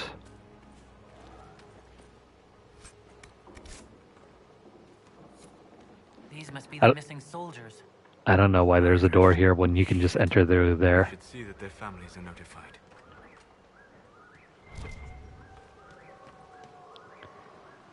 But there's a The map. bandits are camped further along the beach. Bandit notes. These notes were found near murdered Inquisition soldiers. The paper is not crumpled or torn, as though it were left behind instead of dropped. It's not our place to disagree. They are attempting to set themselves up along the shore, and we have orders. We are the sword, not the hand that wields it. You taught me that. If they're worthy, let them come with a mercy's crest. The blades of a Hessarian will listen. You will only get yourself cast out, or worse. Our men were murdered by a group called the Blades of Hessarian. Seems there's a way to challenge their leader. They have traditions. These men were just following a code. If the Inquisition can win their loyalty, we could steer them on a better path. Oh, speaking of which, let me see how we get them on our side. They also count as agents.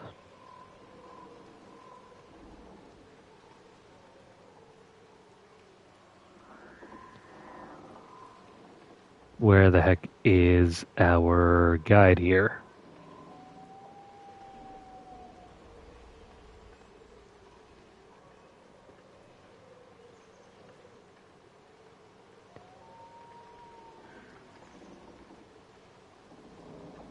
Alright, here we go. In the Storm Coast, there's only one. In order to recruit them, you must first craft and equip Mercy's Crest.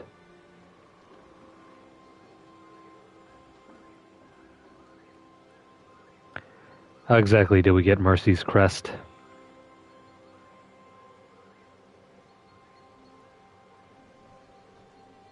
Oh, there's a requisition, and that requisition can be found from a sheet of paper. I think this was the one.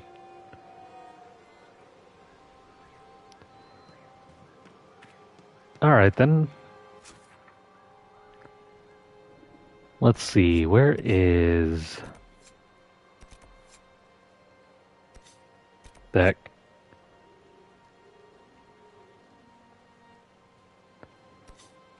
It's got to be somewhere around here.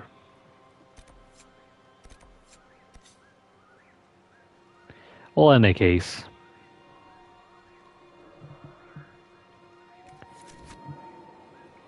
maybe I can head back. Or can we just go to the requisition table?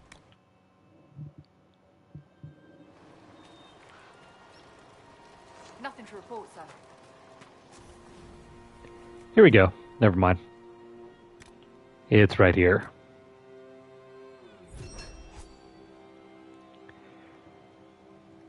Yes, you'll be able to wear this amulet.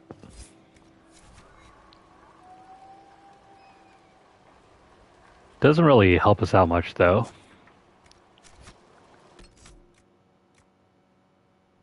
But as long as we have it, and it will allow us to recruit them, I don't see why not.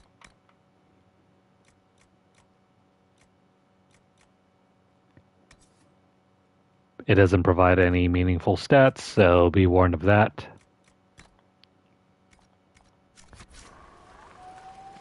And no, it will not prevent you from being attacked by bandits.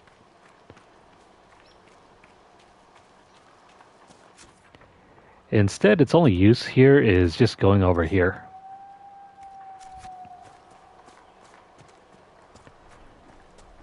Might as well clean that up first.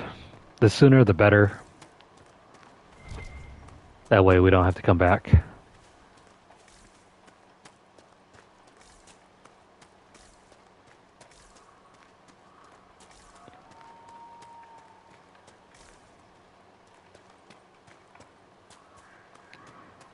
I love the rain effects. It barely looks like it's even raining at all.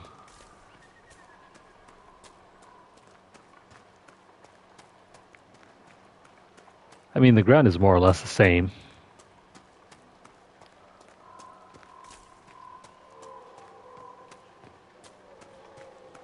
It still looks dry as hell. I guess there's like a mild sheen across the environment that sort of gives the wet look. Not like it really helps.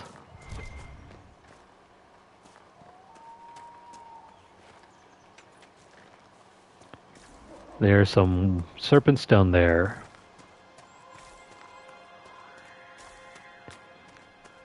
Beware of wild bears.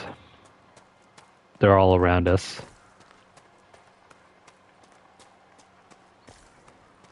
They're not as prolific as in the hinterlands, but they'll randomly show up.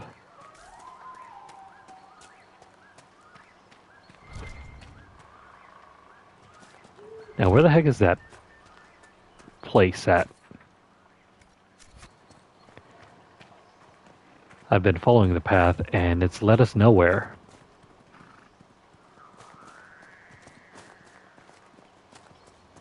There it is. This is where we need to be.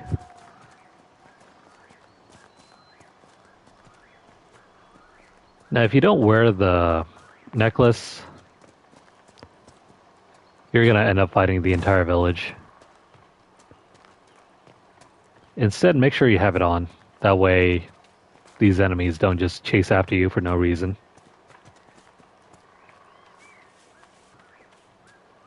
Someone's come with a challenge.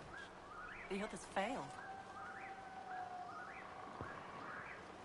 Well, can we go in?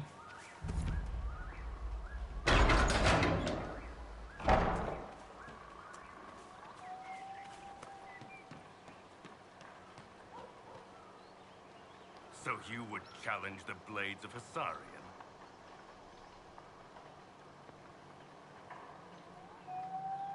Let's see, the Blades of Hissarion.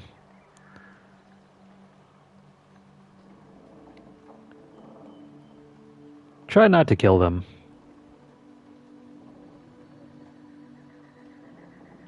There's been enough violence. Stand down. I earned my place here. Do you think I'll step aside for you?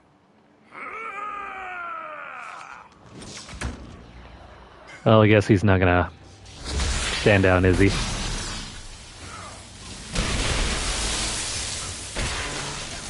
I hope this didn't screw things up for us.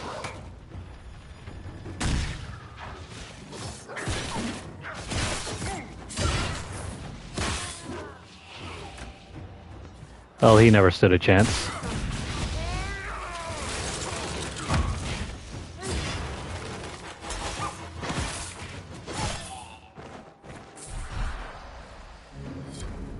It's done.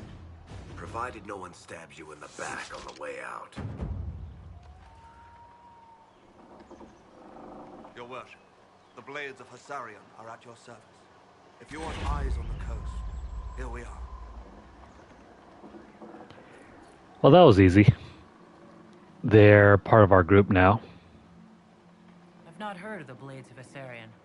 Our work is often misunderstood, but we serve Andraste and whoever proves worthy of wielding us. You and your blades are loyal to the Inquisition? We're loyal to you. I suppose that's the same thing, your worship. So there's no ill will over what happened with your former boss? The man was a bastard. You're not the first to stand up to him. You're just the first to win, and we're happy with that. Besides, I would rather swear my life to the Herald of Andraste. Well, that's good to know. Do you have anything to report? Nothing of note, your worship. I should go. You know where to find us. Once again, if you don't have that amulet on and you come over here, everyone's going to try to fight you. The leader, the villagers, everyone. So if you plan on making friends, make that amulet. I was just a girl. I remember them, you know. I know. We'll be safe here. Let's loot everything here. The conversion of Hessarian. A lot more history here. If you're interested, read through it. Just pause the video.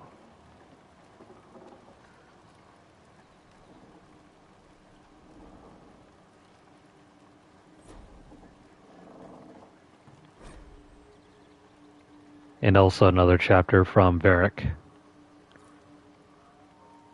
There's simply too much lore here for us to read all at once. Well, the Heart and Hightown series doesn't really count as lore.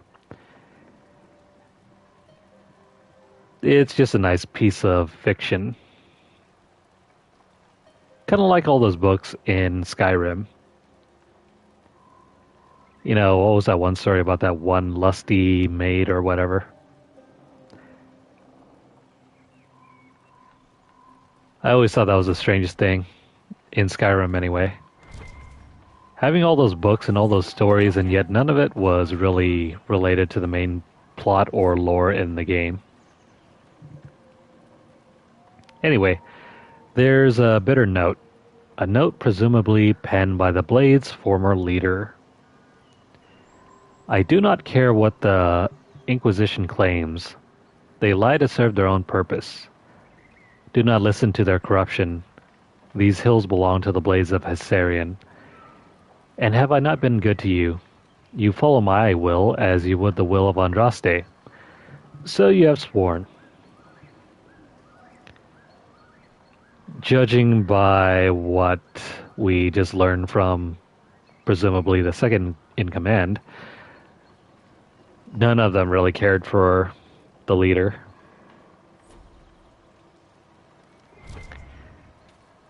So their sworn oath might as well be worth nothing. The oath sworn by new converts to the leader of the Blaze of Hessarian. You were lost. As were we all. Grant me purpose. You are unhearing, as were we all. Let me obey. You are the sword, as are we all. Wield me in her name. Everyone loves Andraste here. What's up, Mr. Critical? How are things going tonight? Are you sure? Ryan, did you borrow my knife?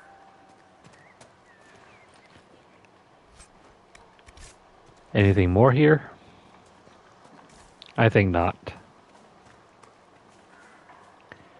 Well, let's take off that amulet now.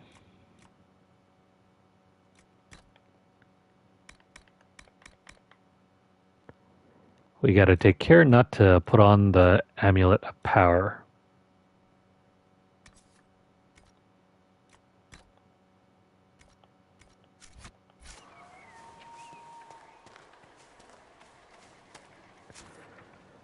Now, where to explore next?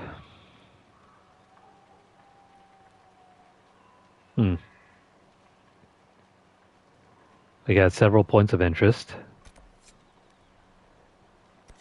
Let me go check out the Fade Rift over there.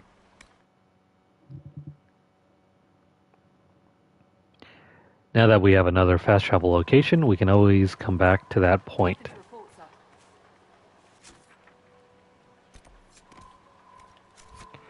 Let's hope this one isn't too difficult.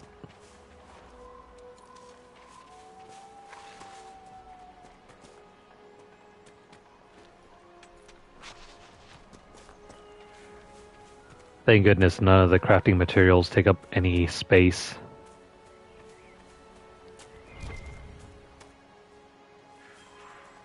Take your time. collect everything.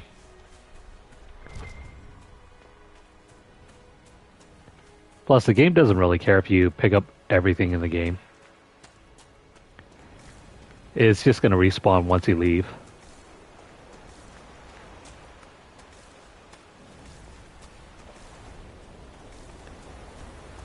Now, if I remember right, if you proceed too far along this edge, you're going to see an amazing sight.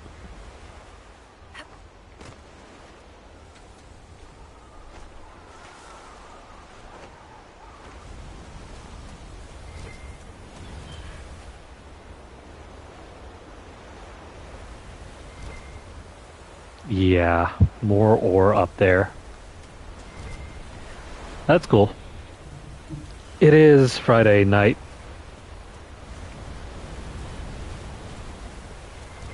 Perfect time to just chill and relax.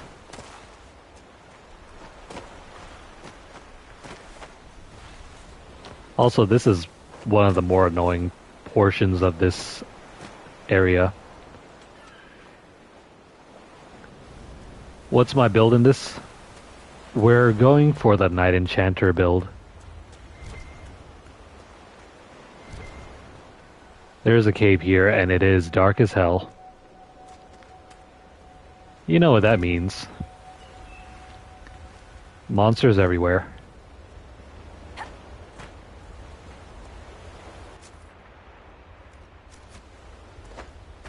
It's 2 a.m. It's barely 11 p.m. here. Still lots of time in the night.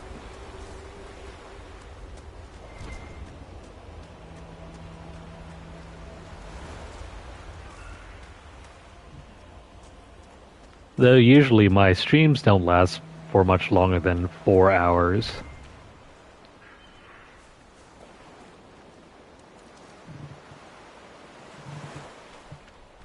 I usually can't stand sitting for any longer than that. Though we have done like 5-hour streams. Those are rare. Oh crap, is this where we find the dragons? It better not be. I mean, it's not that strong.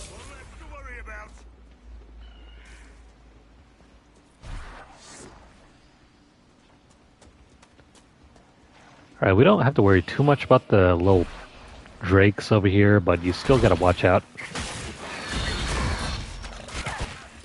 They can still deal a ton of damage if you're not careful.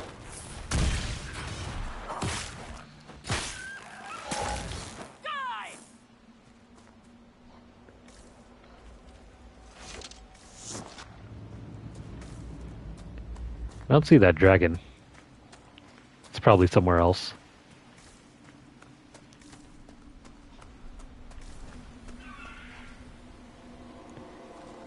Oh no. There's the rift.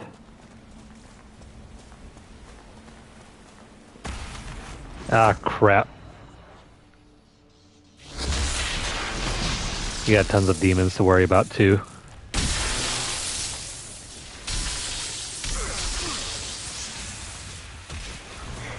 Oh, hang on. This isn't so bad.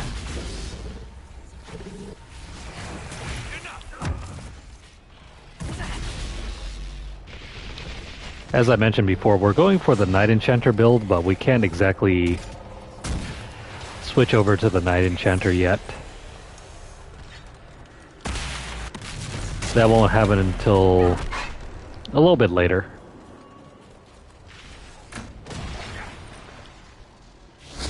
Let's see if we can lure more demons in here.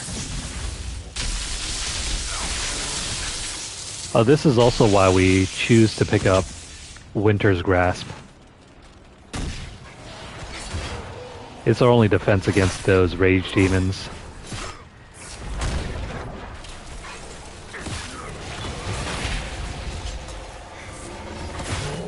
I mean, we can still choose to use... Oh, what the hell? Solus, what are you doing?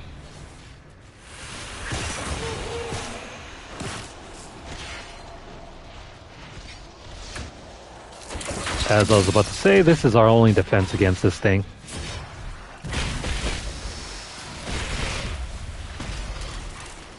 Lightning magic also helps too, but it's not nearly as effective.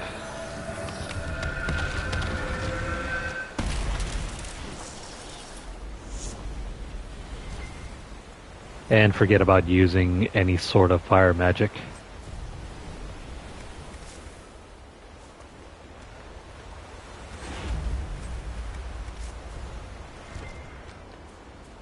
Alright, that's another rift cleared.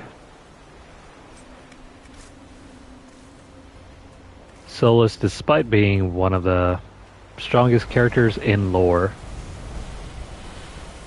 he absolutely sucks as a backup mage.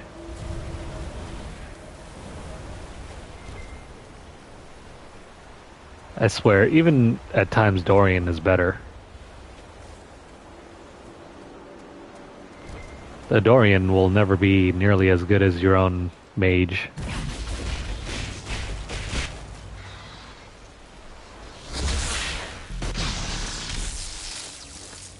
I guess Vivian is also a close contender, but I just don't like her character.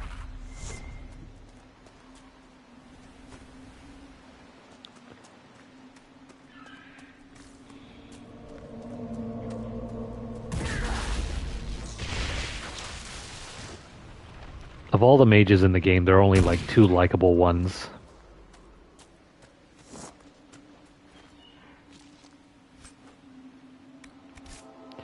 Your own character and Dorian. That's literally it. And I don't really think your character counts. Seeing as how your playable character can be anything you want it to be.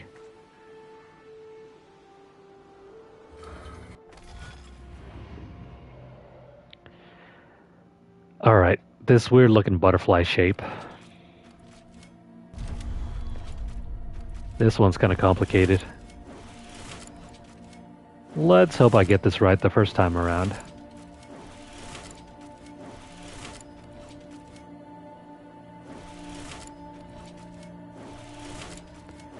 I think that's how you do it. I don't have an exact guide for how to do this shape, but I'm gonna assume this is right.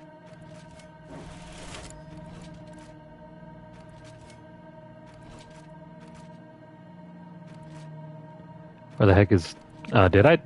Damn it. I screwed that up. I meant to go after this one.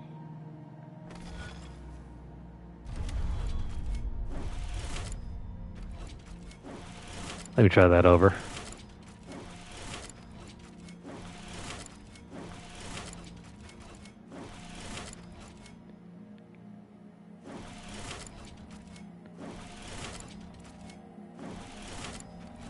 I think that's right. No, I don't think that's right either. Or is it? Hang on. Ah, dang it. I was never very good at these.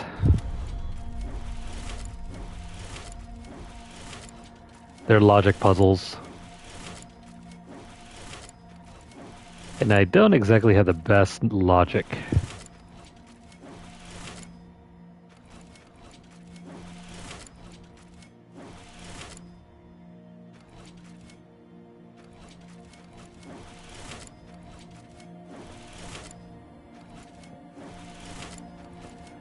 I'll come back to the other one.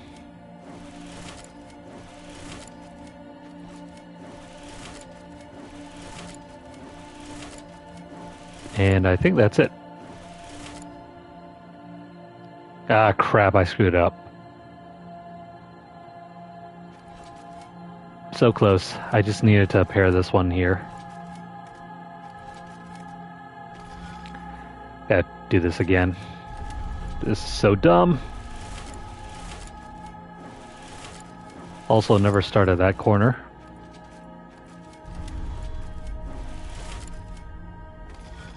Or that corner.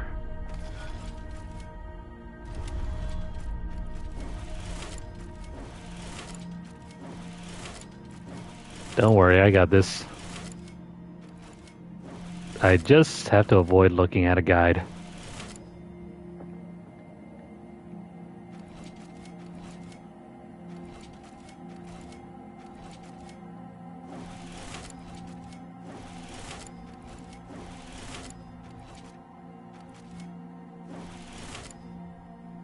That looks terrible, and it is not right either. Dang it. Alright, give me a sec here. Let me just study this really quickly, otherwise, screw it.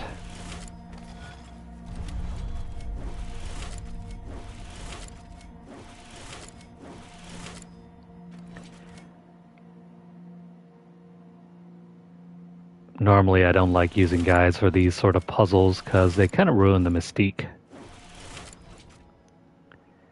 But sometimes there's no way around it.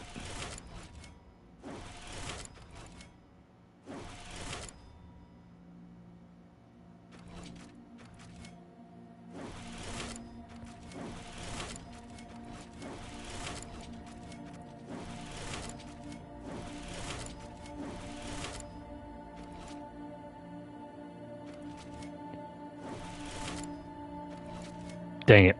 Ah, man. Logic puzzles, am I right? Wrong. I am very wrong.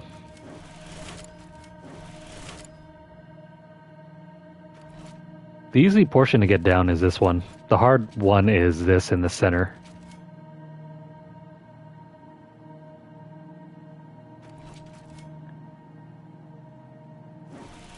Perhaps over here.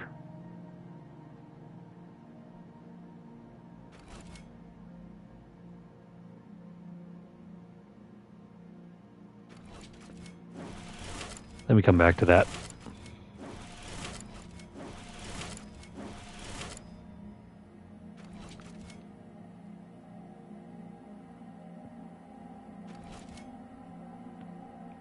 Gotta go down here and then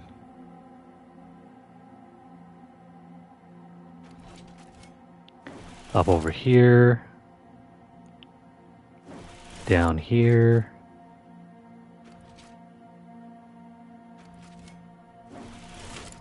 down to there, down over here, to the center, and that should be it, right? No, I screwed it up. Damn it! What am I missing here? Oh wait, never mind, it's over here. So, was I not supposed to go? No, I did that right.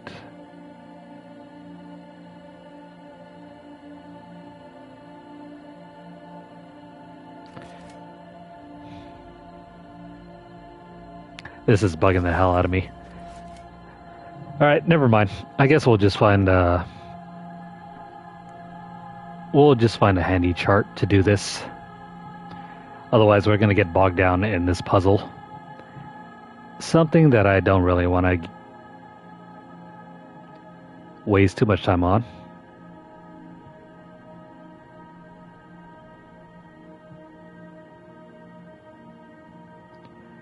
Okay, where the hell is this one? Here we go. The solution.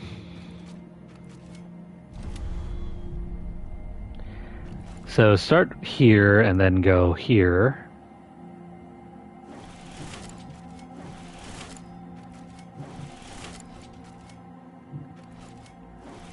I hate puzzles like these. They're fun when you're doing them for your own time, but as, like, you know, content for streaming, not so much.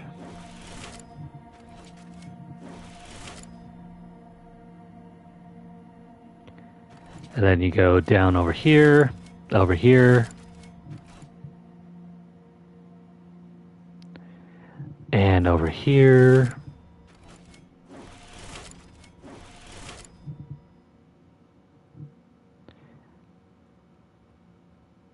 No, wait, dang it. I miscalculated. Dang it. Don't worry, I got it this time.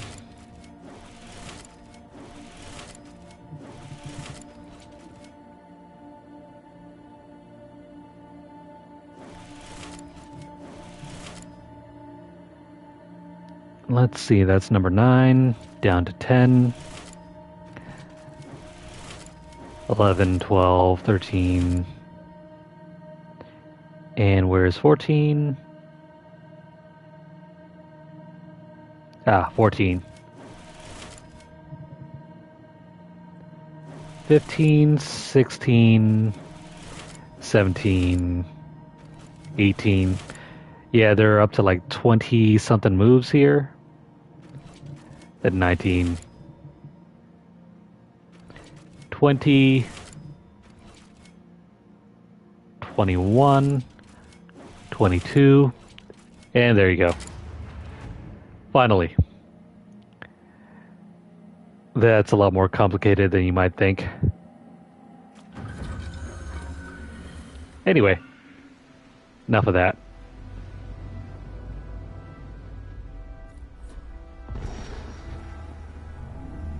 Let's get back to the actual gameplay.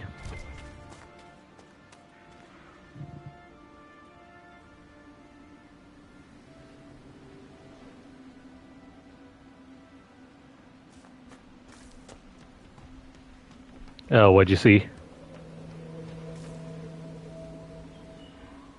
Hello, Mr. Dragon. Eat this.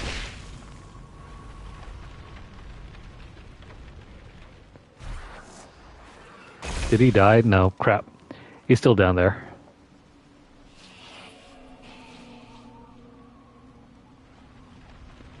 Can I just aim this down there?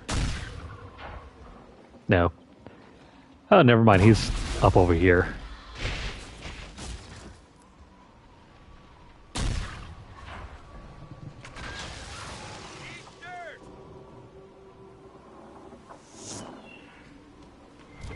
Huh. I wonder how that's supposed to solve the problem of the account linking issue.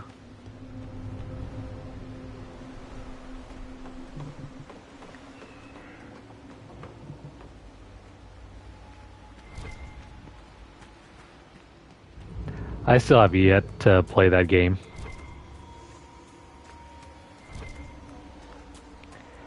And now to claim this property for my own. Morin's Outlook.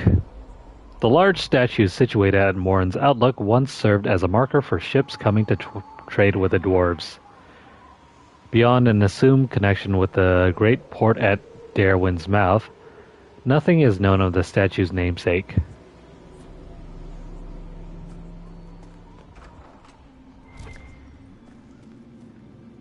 There's a lot of hidden history here.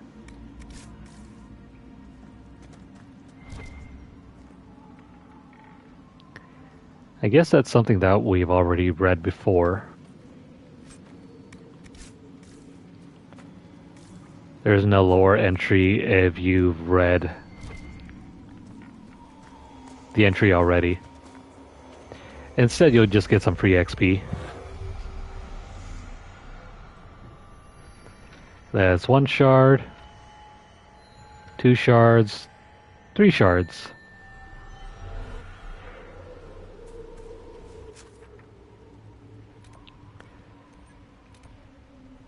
Alright, enough of that.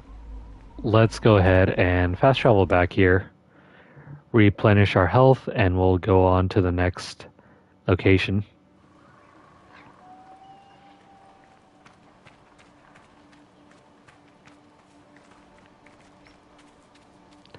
I'd probably have to watch the video to understand the humor.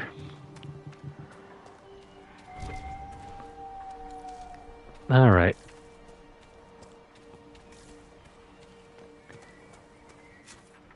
You're gonna see us backtracking a lot. There's only so much you can do with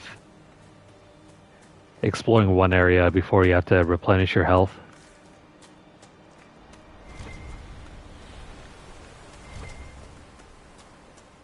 So if you can, and if you need those potions, take advantage whenever possible.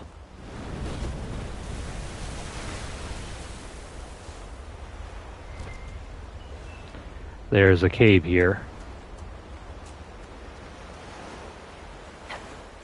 What's going on with this corner of the world? Also, because there's no light, use whatever magic spells you can to light the way.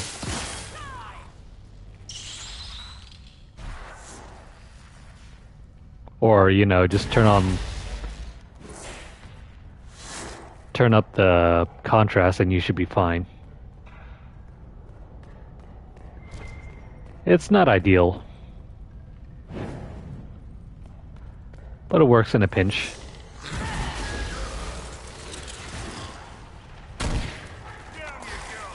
I mean, we have literal fire magic. This guard captain from Kirkwall that you're friends with. She's stronger than you. Right. Just checking. He also forgot to mention smarter.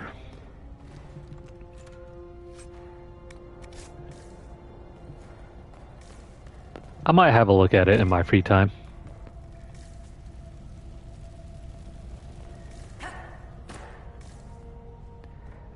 Literal fire magic, and there's no way to light up this place. It's so hard to see.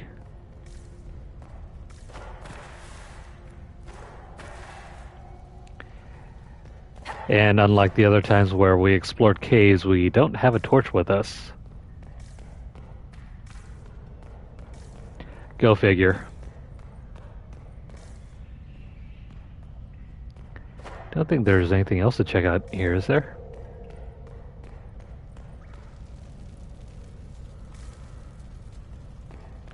Not really. This will work in a pinch. Not ideal, but whatever.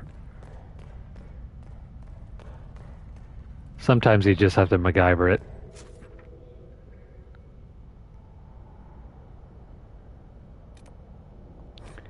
There's no way out on this side of the cave. This location is full of stuff like that. There are all these like hidden caves that act as tunnels between the different various locations.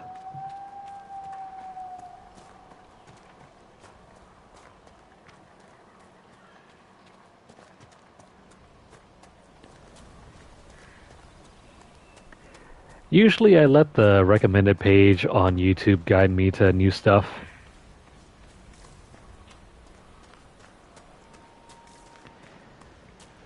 Sometimes I'll find some cool stuff, sometimes it leads to some very wacky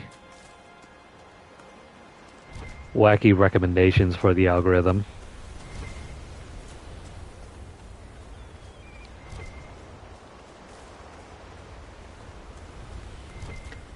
Now where's that cave that I passed by earlier?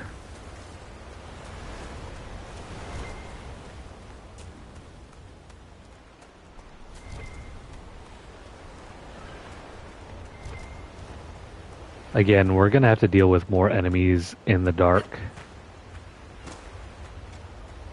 Be prepared, or if you want to avoid going into the cave entirely, just hug the side of the wall here.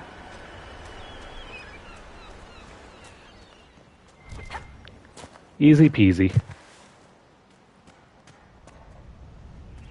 Alright, enemies to deal with here. The hell is this thing? Oh, that's what it is. It's a giant spider.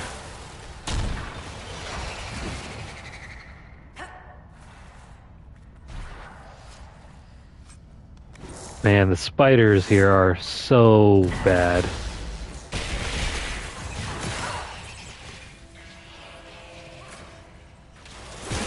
They make, I don't know, every other spider that you've ever seen in any other game look infinitely worse.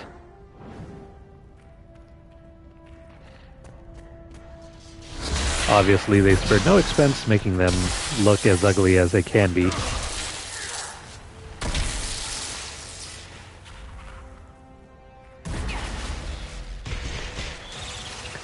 crap.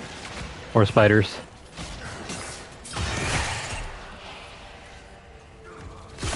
Well, if you weren't scared of spiders already, you will be now.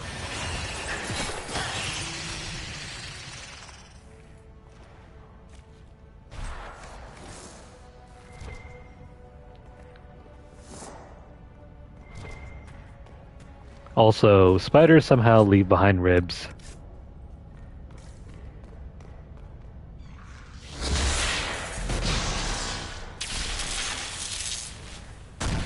No idea what the heck these things are. But they are vicious. And they will bite through your characters given the chance.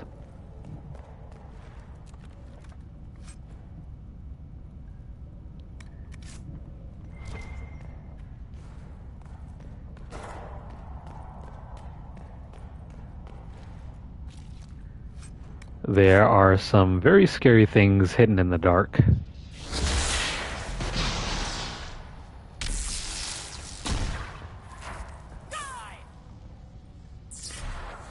Thankfully, though, the monsters shouldn't respawn.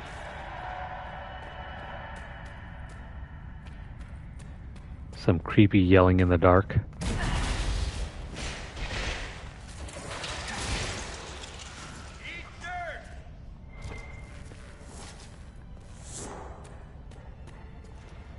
There's nothing but rocks here. I don't think it could eat dirt if it wanted to. Ah, crap. Well, we gotta go back anyway. We have a crap ton of loot to sort through. But not before I upgrade some stuff here.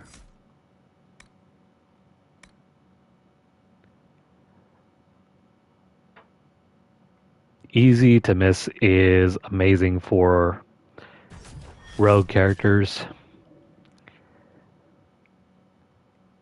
If you're flanking enemies with a rogue with easy to miss, most enemies will ignore you completely. That helps with Varric and his survivability.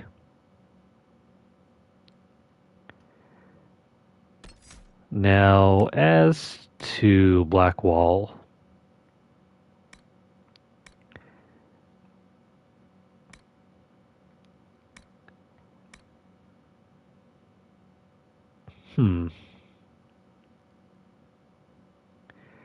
don't take immovable object. The point of having a shield wall is to have it move forward, while at the same time you stay behind it.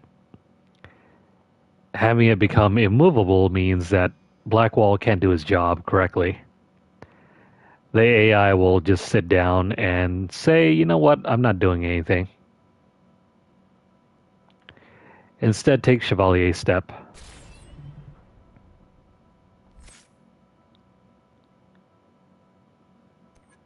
Solace. Well, it's time for Solace to take Immolate. Immolate and then Flashpoint.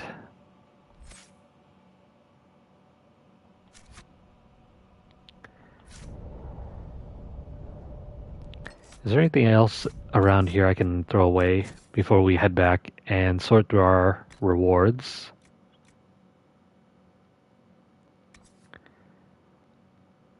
Hunter armor for our rogue.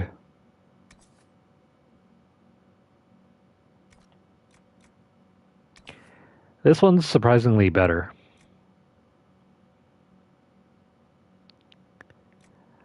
I would throw this one on.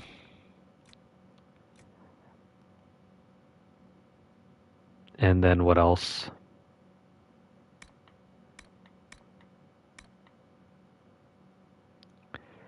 Defender Mill can only be used by Blackwall. And it's since been outclassed. So we can destroy this one and then pick up whatever the hell this is.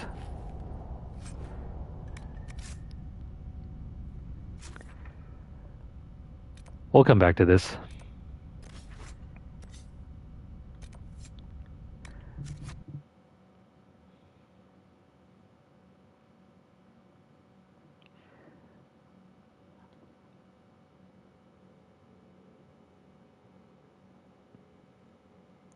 I wish they had a mobile market in the camp.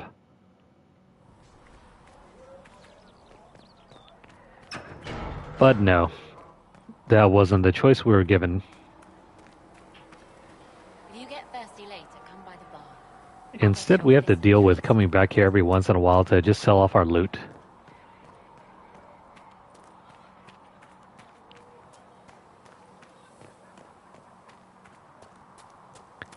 Little wonder why I spent like 200 to 300 hours playing this game. Most of it was just backtracking. Come to me, child, and I shall embrace you. I will take these injuries. I think he probably could have shaved off a good, I don't know, Please send him my thanks. 40 to 60 hours off of that first playthrough just from the fast traveling alone.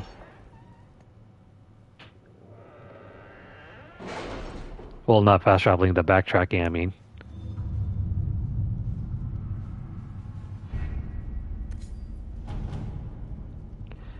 Alright, we're done here with the Frostback scout, or route, I mean. The route leading west from the Fellmire is ready for use. My agents have found the shortcut most helpful. A secret's usefulness is often measured in hours. We'll take that belt. And there's an offer from the Blades of Hissarion.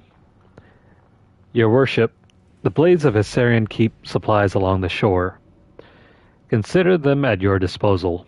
Our former leader increased our caches significantly, although some consider his methods dishonorable. What's the best option here?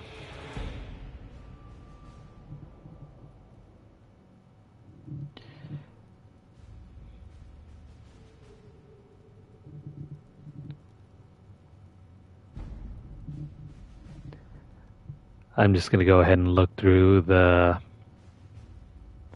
guide here.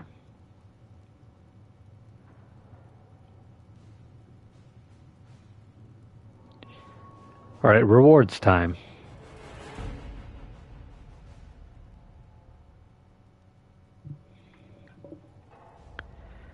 This one kind of depends.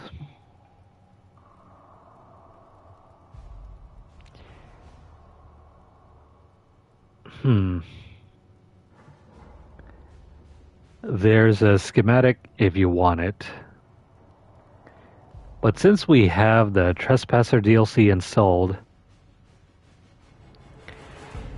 I think this overwrites that reward, so the only thing that we can get is a piece of armor.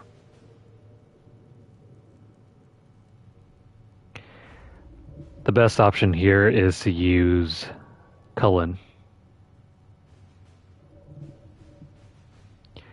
Not only will you get the gold reward, you'll also get the armor plus some influence.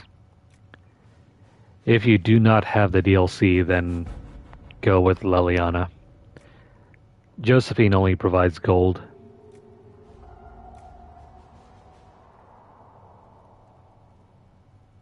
Actually, no, I think... I don't know if this will give us both or not.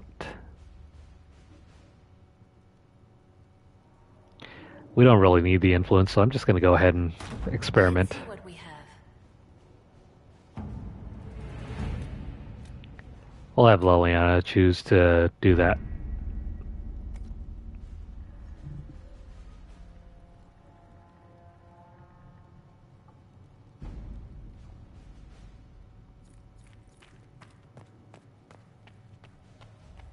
These truths the Maker has revealed to me. As there is but one God, one life, one death.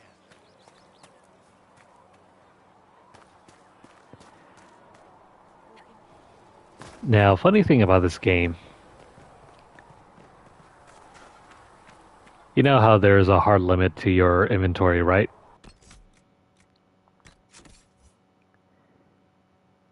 Well, guess what? There are going to be times where you're forced to pick up an item and it will go above your item limit, and it's not going to be a problem. you're just going to be above the limit, but you can't pick up any more items until you sell everything and get below your limit. I mean, at that point, why have a limit at all?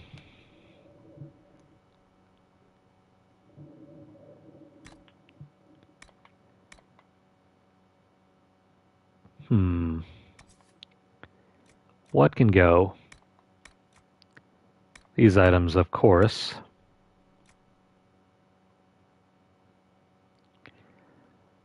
Since we're now at level 11... Oh, wait. Oh, never mind. They are at level 11 as well. Let me just go ahead and throw this on.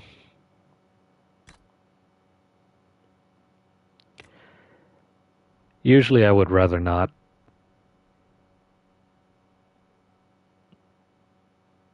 But more power is power.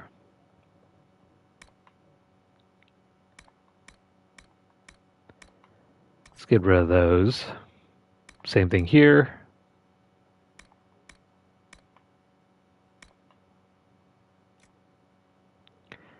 I'm going to go ahead and remove these first before we sell this off.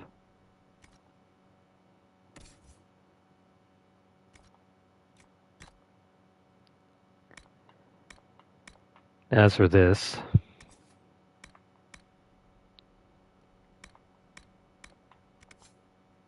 that's all trash.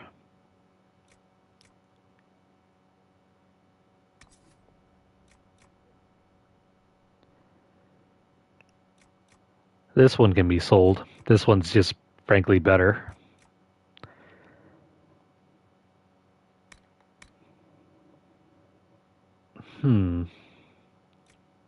What else?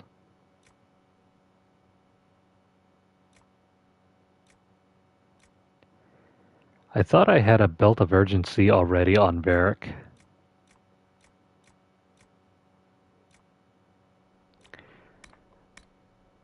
Duplicates can go, unless you're planning on using them on multiple characters.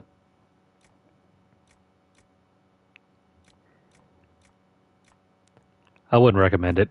It's better to have a more well-balanced party than it is to go all in on a certain class.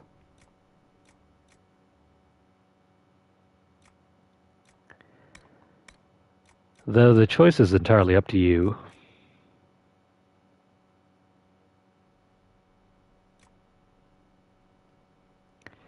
By the way, after you've done that quest with the Blades of Hessarian, you can sell this off with no issue at all.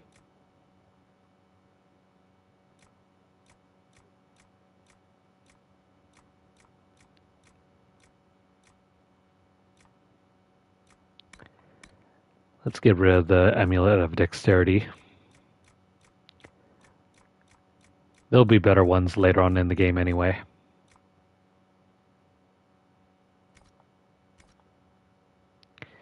Oh, is Varric not wearing an amulet?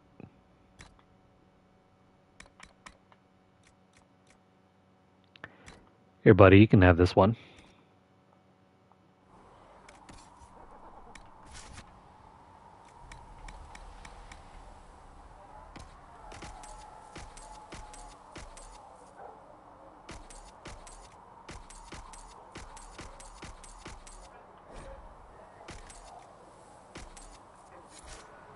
Alright, nearly done.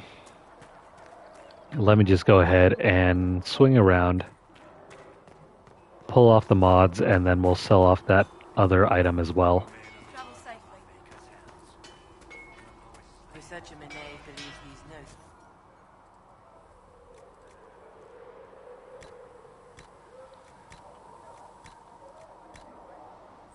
There goes that.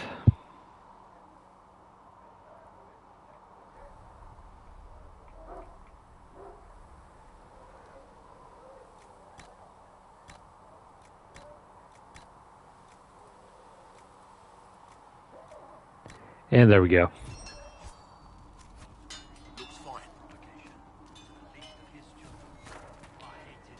I don't think we need the extra money, so I'm just going to go ahead and break this thing.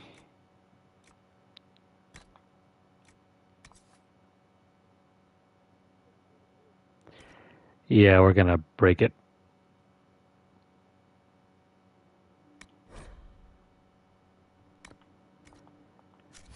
There's no coming back from that.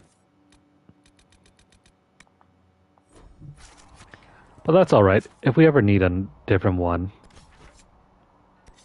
we can just make it.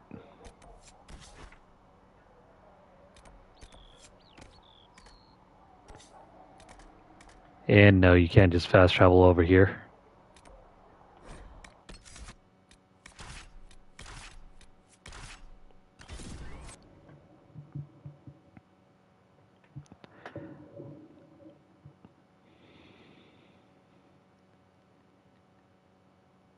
Now, regarding our progress through the Storm Coast, I'm going to try to do as much as I can tonight. We'll probably go as long as maybe 12:30, midnight.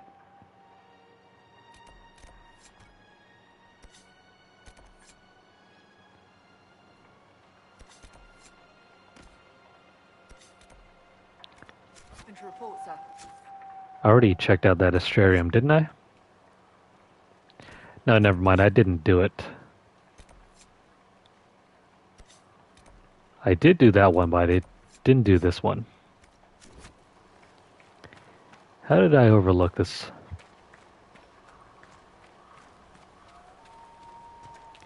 I mean, we were right there.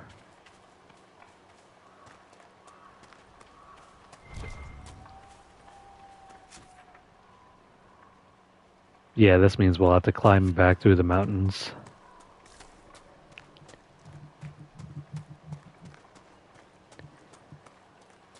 I think this one's right next to the... Should be right next to the cabin that we entered earlier.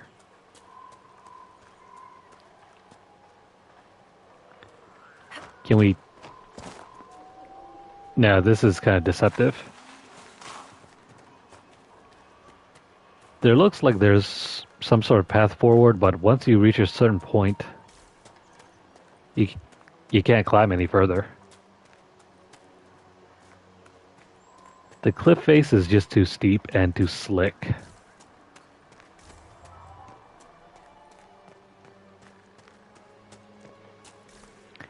Also, Nugs. This game's version of pig bunnies. Yeah, you heard that right. Pig bunnies.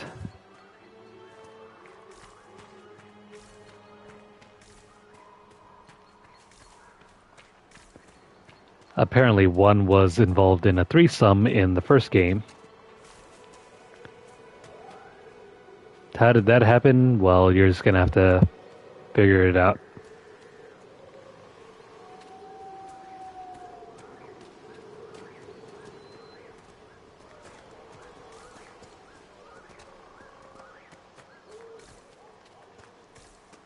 Okay, so... How do we get up here?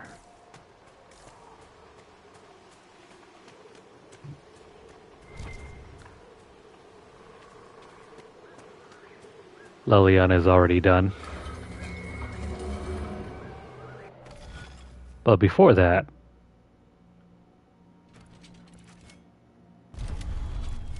This one should be much easier. Well, I mean, that's the idea anyway.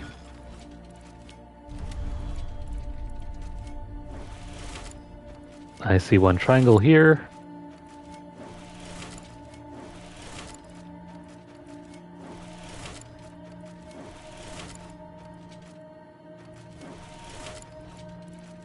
This one's not too bad.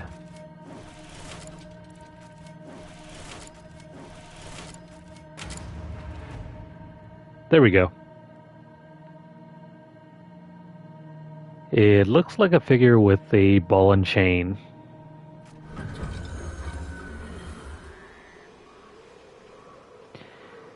How did I know? It's referred to as the Chained Man.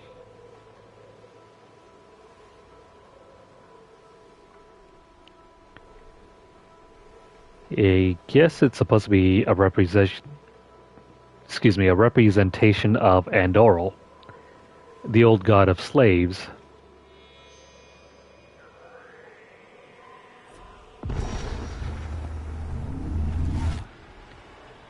And that leads to the last one.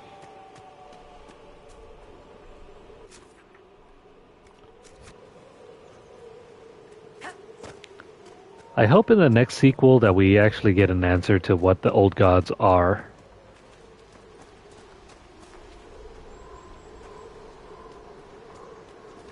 That's a mystery that's never been resolved.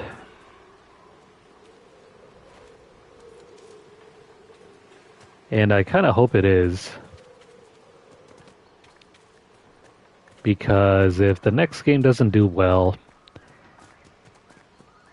I don't see there ever being another Dragon Age game, ever.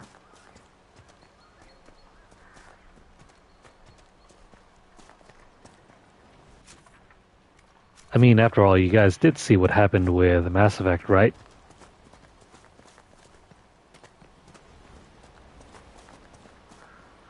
Been a long time since I was at sea.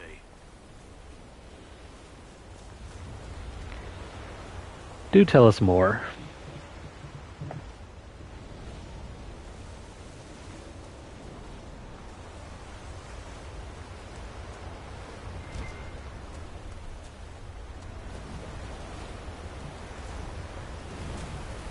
I mean, it'd be hard to see how it couldn't be.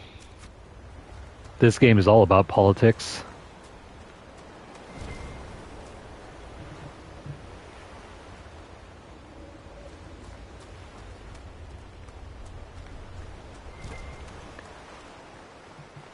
I mean, I wouldn't pay any attention to that stuff, though.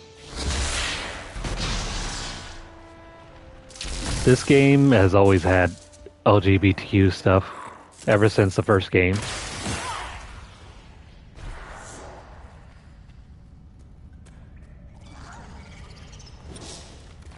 Nah, crap. I don't have any magic.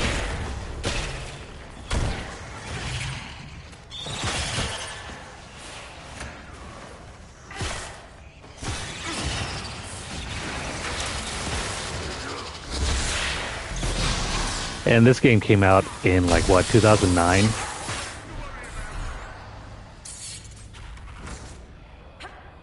The first game, anyway.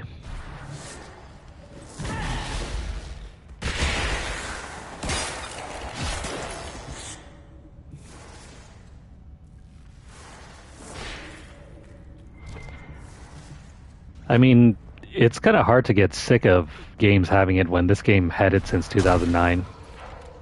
I mean, it's always had it.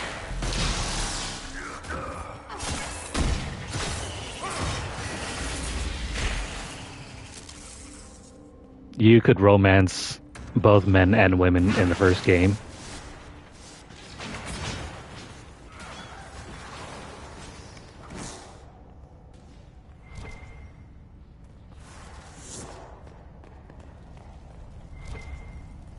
And again, this game series has been out longer than any of those complaints.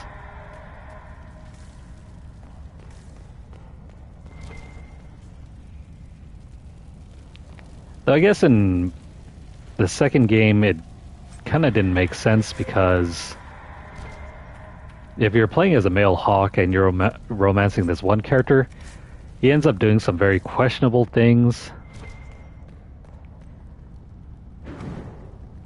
I mean, questionable things as in almost villain-like type of actions. And yet through it all, your character can still remain in a romance with him. Even though for all intents and purposes, he's pretty much almost like a secondary villain in that game.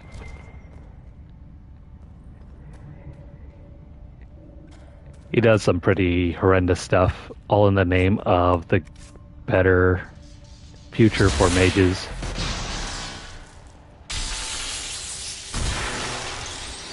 But it's also kind of explained lore-wise why he does what he does.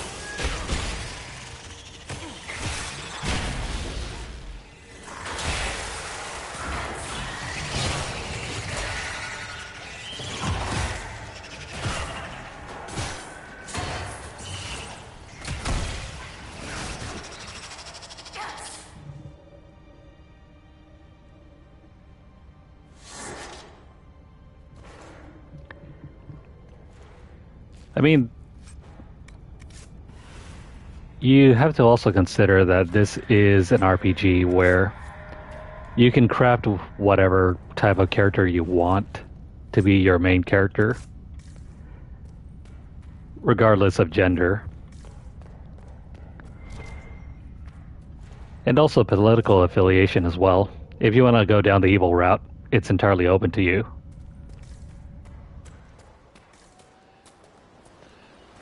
If you want to have a male or female Inquisitor, that is up to you. If you want to romance male or female characters, that is also entirely up to you. If you don't care for it, then just pick the right routes. I mean, not the right routes, the routes that matter to you. Like, you could play through this entire game as a straight male character and you would never ever have to see any of the queer stuff at all. So in that respect, I don't see why it has to matter at all.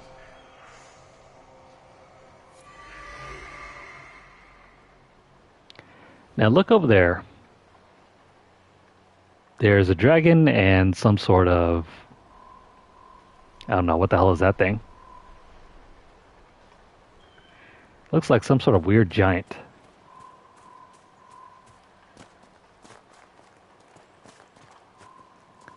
I mean, then again, the Inquisitor in this game, as well as the main characters from a lot of BioWare games, Let's try not to get eaten, shall we? they don't usually tend to be, you know, villains. They just turn out to be like asshole characters.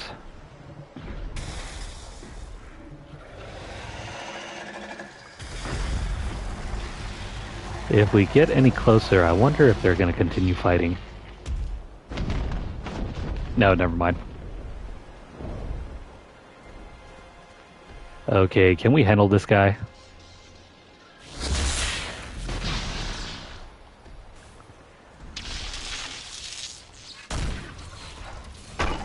Oh crap. That's a whole hell of a lot of nope. Don't worry though. Crap. Now the dragon has its own spawn point. It doesn't actually fight here. Oh crap. Big ol' rock. And it killed me. Lovely.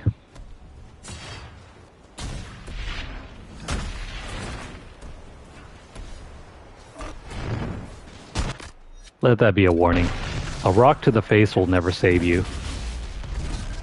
Well, I mean, it's never not gonna kill you.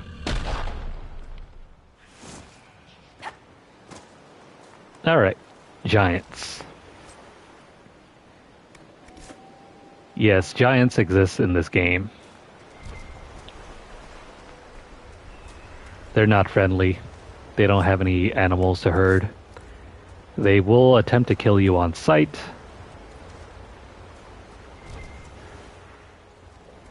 But thankfully there's only like a couple of them. I don't remember if there's more than one.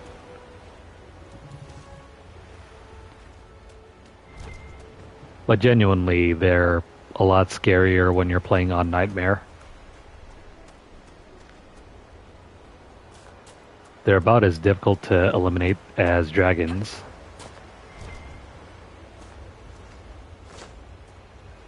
Now, can I just get up here?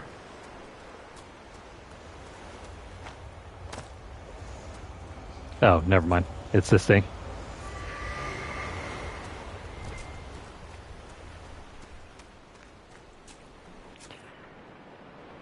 I stay the hell away from giants.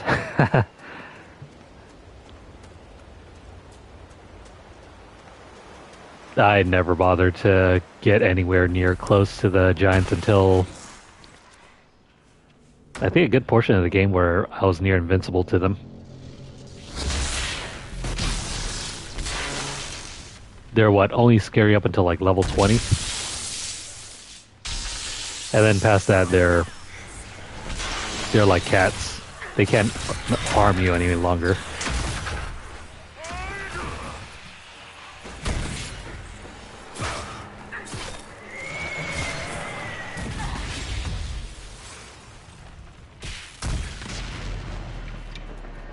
Alright, there goes wave 1.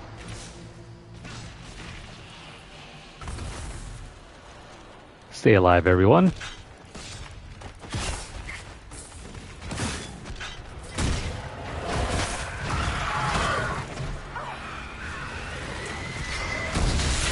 This is likely going to hurt.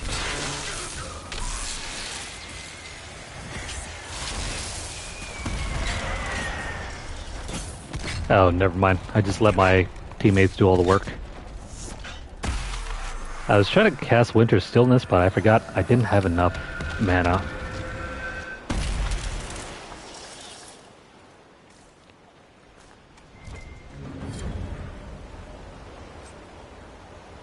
That's another rift completed. This area must be rife with smugglers.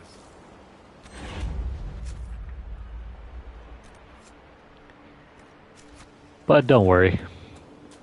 In case if you were wondering, we still have more things to do.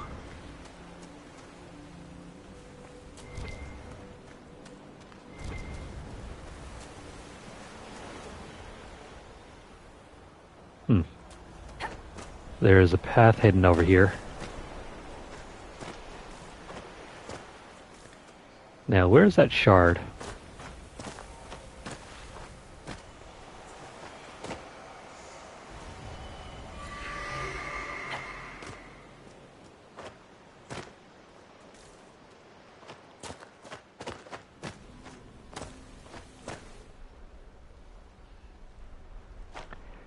This path is too steep for us to climb any further. Ah, come on. That thing's like right there. Oh well. We'll find another way up.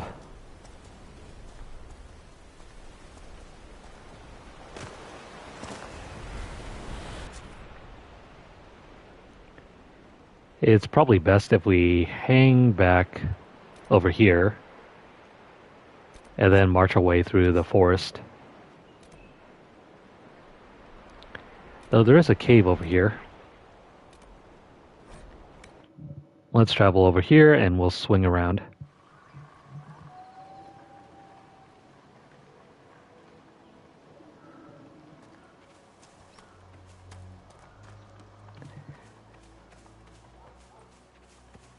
Usually with every encounter with giants in Skyrim for me, they always end up with me flying. And not in a sort of mod or cheat sort of flying. More like a death scene sort of flying.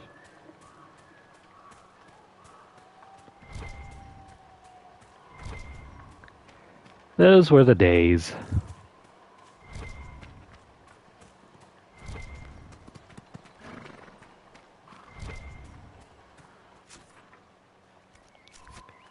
Now, once you get access to the dragons, then you can start riding them. I kind of wish that was available earlier. I mean, that's another way of flying. Even if it even if it might not be convenient.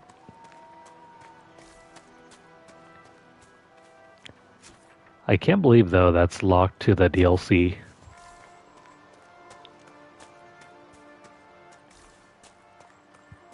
Feels like it should have been earlier in the game that you could unlock that. We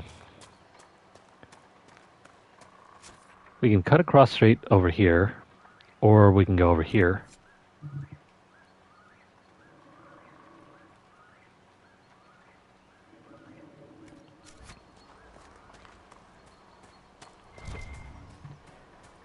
I'm going to see if I can find that camp. The campgrounds will give us another place to fast travel to. Just in case we get lost.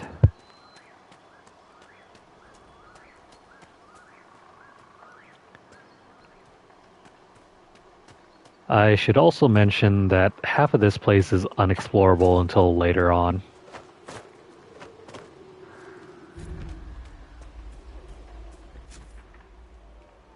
Like several of these locations over here are completely locked off.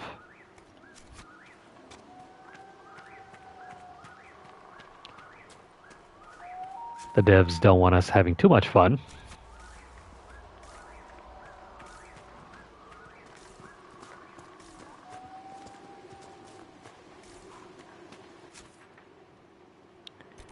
That cave should be right below us.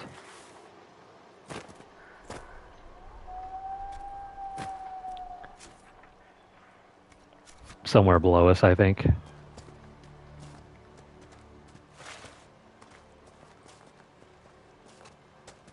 Must be something here. Let's look around. I spy with my little eye something up here. Or is it? No, never mind, it's over here. It's a Grey Warden's journal. He is not here. We have searched thoroughly and we will now move on. How many days have I wasted here? With whispers lurking at the back of my mind on this mad assignment. I pray we have more luck as we head south. After speaking with the other wardens, I told the fishermen about the darkspawn we sensed beneath the earth. They may not burst forth from the ground today or tomorrow, but I fear it will not be long, and we will not be here when they finally surface.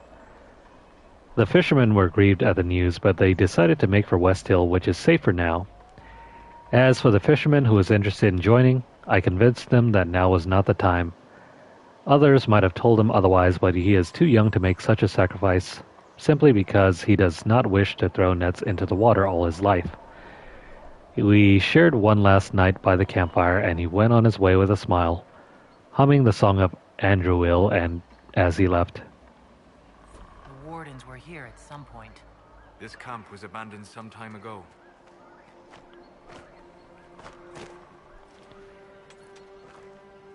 There's a lot of unexplained lore in that notebook. Like, for example, how do the wardens know where the darkspawn are? Well, if you truly wish to know, it's because the wardens are vampires. Yeah.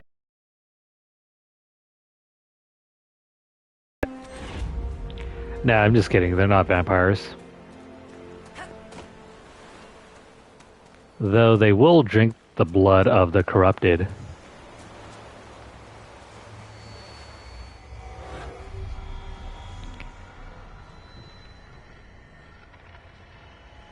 That part I'm not kidding about. They do drink darkspawn blood. It's part of their ritual. And it's how they become Grey Wardens in the first place.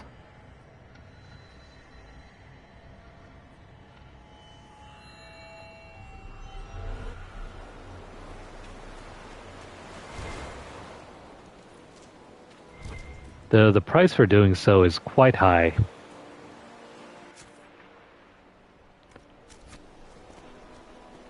Apparently, more often than not,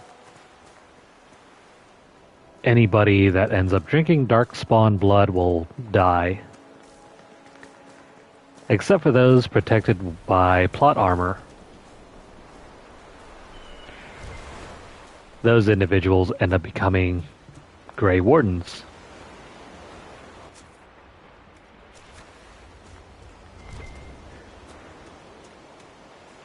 So yeah, in a sense, the Grey Wardens are merely plot devices.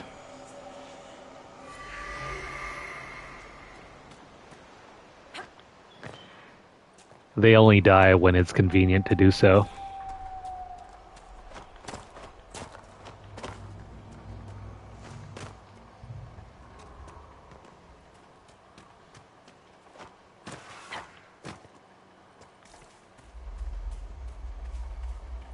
Now you might be wondering,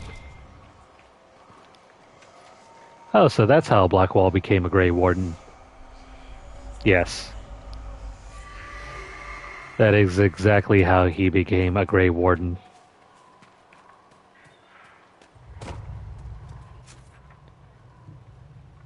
Alright, now to check this cave system.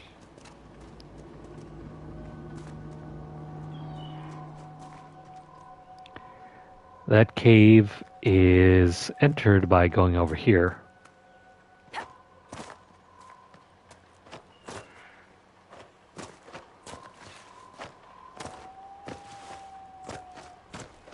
This is the sole reason why this game even has a jump button. Uneven terrain that can't be navigated otherwise.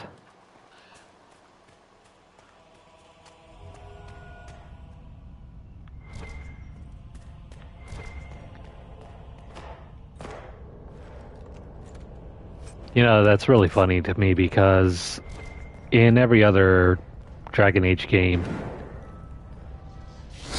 terrain was always kind of flat.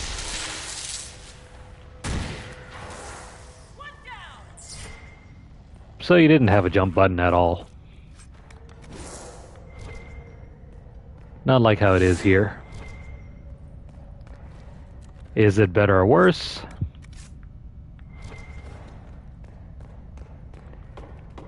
To me, I think it's worse. There's no other reason to jump besides just navigating the terrain. You don't even use it for combat. Oh crap.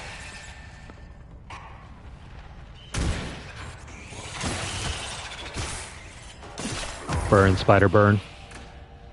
Kill it with fire. Or, you know, freeze it to death.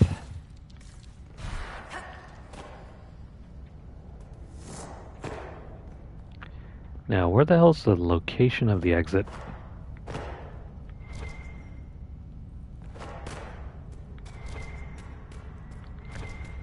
Never mind, it's over here.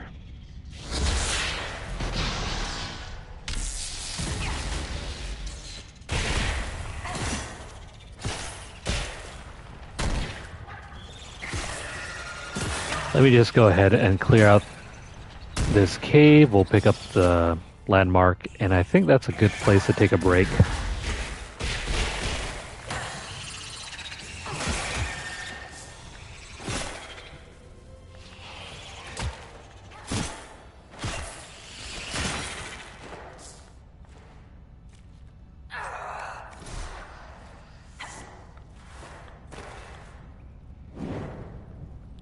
We gotta collect 2 more of those spider ichors.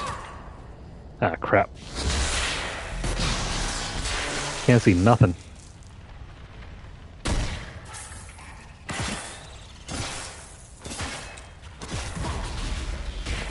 This problem gets even worse if you're playing on an OLED screen.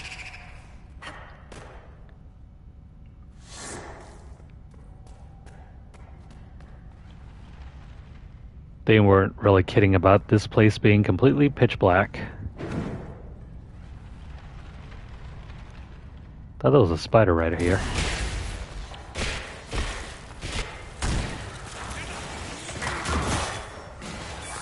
Well, that's not a spider, but it's still gotta die. Crap.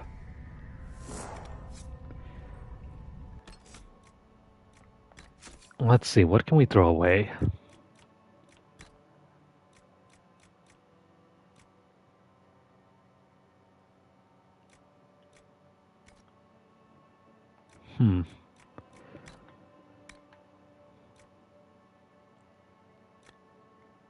We have new helmets that could probably go on.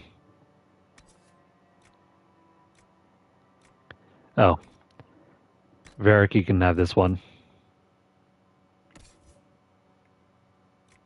And then we'll throw on this one as well.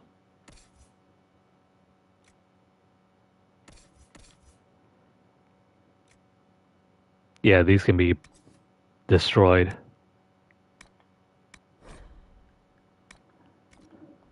I'm just going to go ahead and get rid of them because otherwise we'd have to go back and sell off everything.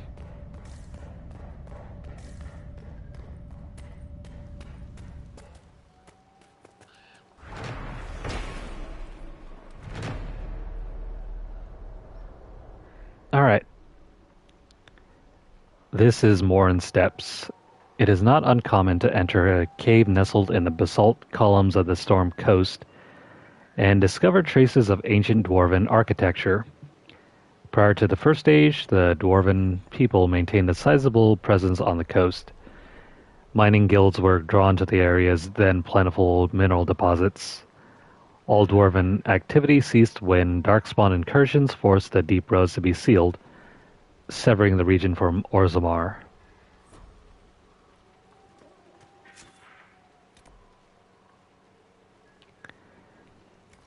And I think that will be that for tonight.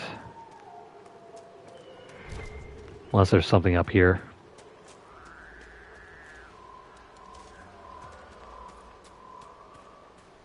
We've some supplies here.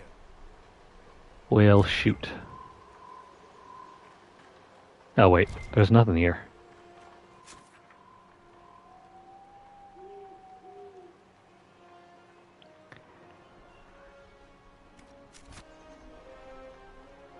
Yeah, I suppose that's a great place to stop for tonight.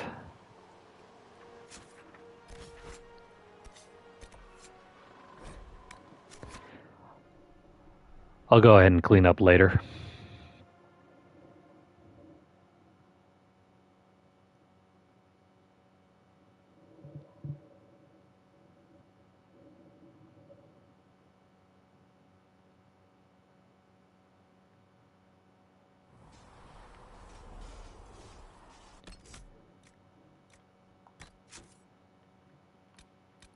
So to recap our session, we have finally finished up the Fallowmire.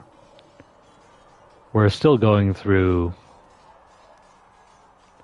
Yeah, we're still going through the Storm Coast. That will be done in probably another session. And then from past that point, we'll head on over to In Hushed Whispers and start up that quest. And soon enough, we'll close the breach in the sky over there. It is a stairway to whatever sort of heaven is in this game. If you can even call it that. Anyway. If you guys are currently watching this on YouTube, please like the video. Share this video wherever you guys can. Leave a comment or question down below. And also subscribe to our channel. If you've missed out on any of our previous play sessions, make sure to hit up our playlist. Or if you want to see more gaming content from us, hit up our channel. If you're over on Twitter, follow us at twitter.com/LunarlightGames. Over there you'll find deals, discounts, as well as more gaming content from us.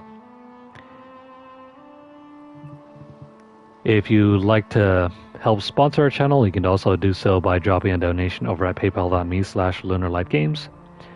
The link will be posted down below later. But if you don't have a tip or a tip jar, don't worry about it. You can still support our channel simply by just engaging with our content and also subscribing to us here.